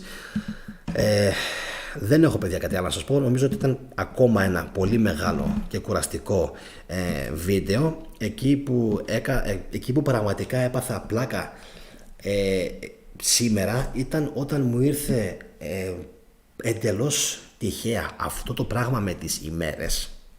Εκεί και μέχρι και εγώ έπαθα κοκοπλόκο, γιατί κάποια πράγματα, παιδιά, σου έρχονται την ώρα που τα λες, την ώρα που τα συζητάς, τα σκέφτεσαι, ή σου έρχονται, καμιά φορά σου έρχεται και επιφύτηση από το πουθενά. Όχι όμως από το Άγιο Πνεύμα, από το Άγιο Πνεύμα. Λοιπόν, μου. Και εκεί είναι, παιδιά, που πραγματικά λες ότι βοηθάει το κοινό να τσουλήσει πιο καλά. Κάτσε λίγο να μεγαλώσω. Μια ζωή με έχω μικρό το μεταξύ, θα με μεγαλώσω πιο πολύ από αυτόν. Επειδή είμαι ψυχαναγκαστικός, θα με ψηλώσω πιο πολύ από αυτόν εδώ πέρα τον μαυροφορεμένο. Εδώ θα την βάλω την οθόνη, έτσι, γιατί είμαι από σένα πιο μεγάλος και τρανός. Λοιπόν, έτσι, να με βλέπεις λίγο και να προσκυνάς εσύ εμένα και όχι εγώ τον δικό σου τον ψευτοθεό, που δεν υπάρχει φυσικά εξάλλου, είναι ένα μύθευμα, μια μούφα. Λοιπόν, κάτσε λίγο, τον πέρασα, το έκανα, είμαι ψυχαναγκαστικός. Λοιπόν, ήθελα να τον ξεπεράσω σε ύψος και τον ξεπέρασα. Τώρα ηρέμησα. Λοιπόν, αυτό, παιδιά, με τις ημέρες με συγκλώνησε πραγματικά, διότι τι να λέμε τώρα, και δεν είναι μόνο οι ημέρες, είναι και οι μήνες, και οι μήνες είναι ό,τι να είναι. Ούτε φυσικά είμαι αυτός που λέω πρέπει να γυρίσουμε οπωσδήποτε στο αρχαίο μετρικό σύστημα, στο πώς λέγαμε τις ημέρες, τους μήνες και όλα αυτά. Όχι, εντάξει, είπαμε, έχουν επικρατήσει κάποια πράγματα, έτσι, αλλά εμένα προσωπικά μου κάνει ο Δημήτρης, σχόλιο Δημήτρης. Όχι, δεν είμαι Παρθένος στο ζώδιο, είμαι Ταύρος στο ζώδιο, παιδιά. Γελάτε, και μια φάπα, λέει ο Κώστας. Λοιπόν, κάτσε λίγο, περίμενε. Όχι, από εδώ. Για φάπες είναι έτσι κι αλλιώς. Σκυλομούριδες. Επόμενο σχόλιο, να δω. Παίξε μπάλα, λέει Άρχοντα. Οπότε, όπως καταλαβαίνετε, Μου αρέσουν πάρα πολύ αυτές οι εκπομπές γιατί μου βγαίνουν πράγματα από το πουθενά. Και μου βγαίνουν πράγματα ακριβώς επειδή και εσείς σκαλίζετε εκεί με τα σχόλιά σας. Τσαπίζετε και σκαλίζετε και δεν με αφήνετε ήσυχο. Και εμένα μου αρέσει που δεν με αφήνετε ήσυχο. Από τη μία, όταν πηγαίνω για ύπνο μετά, είμαι πολύ φορτωμένος. Γιατί αυτό το πράγμα, ξέρετε, του να διαβάσεις τόσα πολλά σχόλια, αν το κάνετε μία μέρα και πάτε μετά να κοιμηθείτε, θα με θυμηθείτε. Διότι πας να κοιμηθείς και την ώρα που κοιμάσαι, παίζεις την εικόνα του νου σου, Δημήτρης Κερκυλής, Κώστας Μάργκ, Τζένις, λοιπόν Αλέξανδρος Κανακάρης. Παίζουν στο μυαλό μου και στο υποσυνείδητό μου τα ονόματά σας, αυτά που γράφετε, αυτά που σχολιάζετε και εγώ σας απαντάω. Και θα μου πεις τώρα γιατί συμβαίνει αυτό? Για να εξελιχθεί ο νους μου μαθησιακά. Είναι ένα είδος προσαρμογής του εγκεφάλου, αναπροσαρμογής μάλλον, σε νέα δεδομένα. Και παρατήρησα κάτι ακόμα, ότι όσες φορές κάνω ένα live, όσες φορές μάλλον προχωράω και κάνω live, τόσο τα όνειρα αυτά σταδιακά μειώνονται.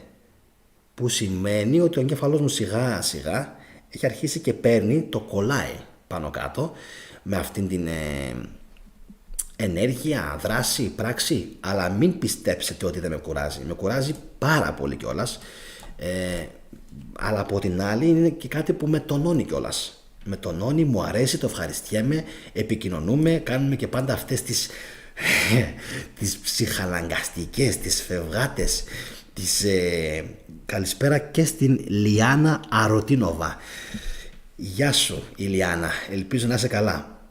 Λοιπόν, προσωπικά δηλαδή εμένα μου αρέσει και μου βγάζει έναν πολύ καλό εαυτό και πιστεύω ότι και σε εσάς συμβαίνει αυτό, γιατί τουλάχιστον από όσο λέγαμε με τον Κώστα τον Γερόλυμο στο τηλέφωνο, δεν υπάρχουν κανάλια τα οποία ασχολούνται με τους συνδρομητές τους. Βγαίνουν, λένε 2-3 πράγματα, κάποιοι μάλιστα δεν μπαίνουν καν στον κόπο να απαντήσουν στα μηνύματα. Και βλέπω π.χ. ότι ο Κοσμάς, ο Ντάντεκ, απαντάει. Δεν απαντάει φυσικά σε όλους, γιατί πολλοί γράφουν και μπουρδες, αλλά το παιδί εκεί που πρέπει να απαντήσει, απαντάει και πιστέψτε με, είναι πάρα πολύ δύσκολο. Εγώ δυσκολεύομαι στους 4.500 συνδρομητές. Φανταστείτε το Κοσμάς που έχει 135.000 συνδρομητές, πόσο δύσκολο είναι να καθίσει και να απαντήσει στα σχόλια και να διαλέξει κιόλας ποια είναι τα σημαντικά, ποια αξίζουν να δώσει προσοχή και ποια όχι. Οπότε καταλαβαίνετε, έτσι είναι πάρα πολύ δύσκολο να γίνει αυτό. Ευχαριστώ πολύ τον Δημήτρη, παιδιά. Πολύ καλά σχόλια από τον Δημήτρη. Δεν έχεις, λέει, μόνο κοινό, σ' αγαπάμε. Έχεις ανθρώπους που μπορείς να μιλήσεις και να σε βοηθήσουν. Έχεις φίλους, να είσαι καλά. Ευχαριστώ πάρα πολύ. Να ξέρεις, το εκτιμώ. Όταν μου λένε τέτοια λόγια, να ξέρεις, το εκτιμώ πάρα πολύ. Γιάννη, κάνε εσύ αύριο το μεσημέρι ένα βίντεο επικαιρότητας. Μην έρθω το βράδυ και σου κάνω τάκλιν με τα δύο τα πόδια. Αυτό είναι το σχόλιο του Κωνσταντίνου του Μαργαρίτη. Άρα Κώστα. Λοιπόν, Γιάννη, από την ημέρα που άρχισα να παρακολουθώ την εκπομπή σου, μου έχεις αλλάξει την ψυχολογία, φίλε, λέει ο Κανακάρης. Άσε που επιτέλους είδα ότι υπάρχουν και άλλοι άνθρωποι με το δικό μου το λογισμικό, επιτέλους. Και Αλέξανδρα, να ξέρεις ότι εγώ νομίζω ότι παρόλο το γεγονός ότι έχασες τη μάνα σου πριν από λίγο καιρό, εγώ πιστεύω ότι άσε μένα, το κανάλι, τα παιδιά αυτά, όλα αυτά τα παιδιά, να ξέρεις, σ' αγαπάνε πάρα πολύ και πιστεύω ότι ένας, άσε όλοι φυσικά, ένας συγκεκριμένα, ο Κωνσταντίνος ο Γερόλυμος, να ξέρεις, σ' αγαπάει επίσης πάρα πολύ. Και όταν θα σε πάρω τηλέφωνο θα καταλάβεις τι εννοώ. Και επίσης αυτό που λες για την ψυχολογία, Αλέξανδρε, πιστεύω ότι και σε μένα έχει βοηθήσει με όσα πέρασα και φυσικά και εσένα, αλλά και όλους τους υπόλοιπους. Λοιπόν, οπότε πιστεύω ότι κάνουμε καλή δουλειά, διότι πρώτα προσπαθούμε να έχουμε επικοινωνία και μετά να δίνουμε γνώση και πληροφορίες όσο το δυνατόν πιο έγκυρες, χωρίς φυσικά να μην λέμε ότι δεν κάνουμε λάθη. Εντάξει. Λοιπόν, Ο Κώστας λέει: Γιάννη, ειλικρινά από την ημέρα που άρχισα να σε παρακολουθώ, έχω ηρεμήσει, φίλε, και νιώθω ότι επιτέλους υπάρχουν και άλλοι που δεν κοιμούνται. Αλήθεια, σε ευχαριστώ, μου γράφει. Να σε καλά. Όπως καταλαβαίνεις, Κώστα, τα τελευταία λεπτά σήμερα είναι αφιερωμένα στο μεταξύ μας, έτσι, στους θετικούς της ντοπαμίνης. Υπάρχει εντωμεταξύ ένα πίστευτο σχόλιο μεταξύ του Κώστα και της Λιάννα και έχω καταλάβει τι λέτε, να ξέρετε. Δεν χάνω τίποτα. Ήθελε η Λιάννα να με πει γεια σου Γιάννη όμορφε και είπε γεια σου Κώστα όμορφε. Και λέω πως ξέρει ότι ο Κώστας είναι όμορφος εντωμεταξύ. Δεν πειράζει, και ο Κώστας είναι όμορφος. Πάρ' τον Αλιάνα. Λοιπόν, είστε φοβεροί πραγματικά. Βέβαια μου ανεβαίνει λίγο η πίεση όταν μιλάμε για χριστιανισμό, αλλά κατά τα άλλα έχω ερεμήσει πάρα πολύ, λέει ο Κώστας. Χαίρομαι καταρχάς που έχεις βρει κάτι το οποίο σε αντιπροσωπεύει, διότι αυτό είναι και κάτι που αντιπροσωπεύει και εμένα, παιδιά. Εν τω μεταξύ, σήμερα ξέχασα να σας πω, είχε και γενέθλια ένα πολύ κοντινό μου πρόσωπο και του εύχομαι και από εδώ happy birthday. Λοιπόν, να είναι καλά. Αυτά, παιδιά, για σήμερα. Η ψηφοφορία βρίσκεται στους 125 ψήφους με 53% Θεοδόσιο. Ανέβηκε ο Κωνσταντίνος στο 30% και ο Ιουστινιανός στο 17%.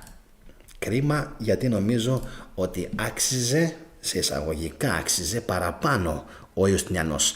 Και όταν θα κάνω βίντεο για τον Ιουστινιανό θα θυμηθείτε αυτά τα λόγια μου. Λοιπόν, παιδιά, πάντε όλοι για ξεκούραση, να πάω κι εγώ να φρεσκάρω λίγο το μυαλό μου και τη μνήμη μου, και πιστεύω ότι κατά πάσα πιθανότητα, όχι αύριο, νομίζω ή θα τα πούμε αύριο το πρωί, γιατί μεσημέρι δουλεύω, ιδάλλως θα τα πούμε την Τρίτη, γιατί αύριο είπαμε είναι Δευτέρα. Και τι κάνει τις Δευτέρες ο θετικός? Παίζει μπάλα. Λοιπόν, να είστε όλοι καλά, παιδιά. Από μένα σας χαιρετώ και θα τα πούμε, αν όχι αύριο το πρωί, το ξαναλέω, την Τρίτη. Εντάξει, να είστε καλά. Γεια σας, παιδιά.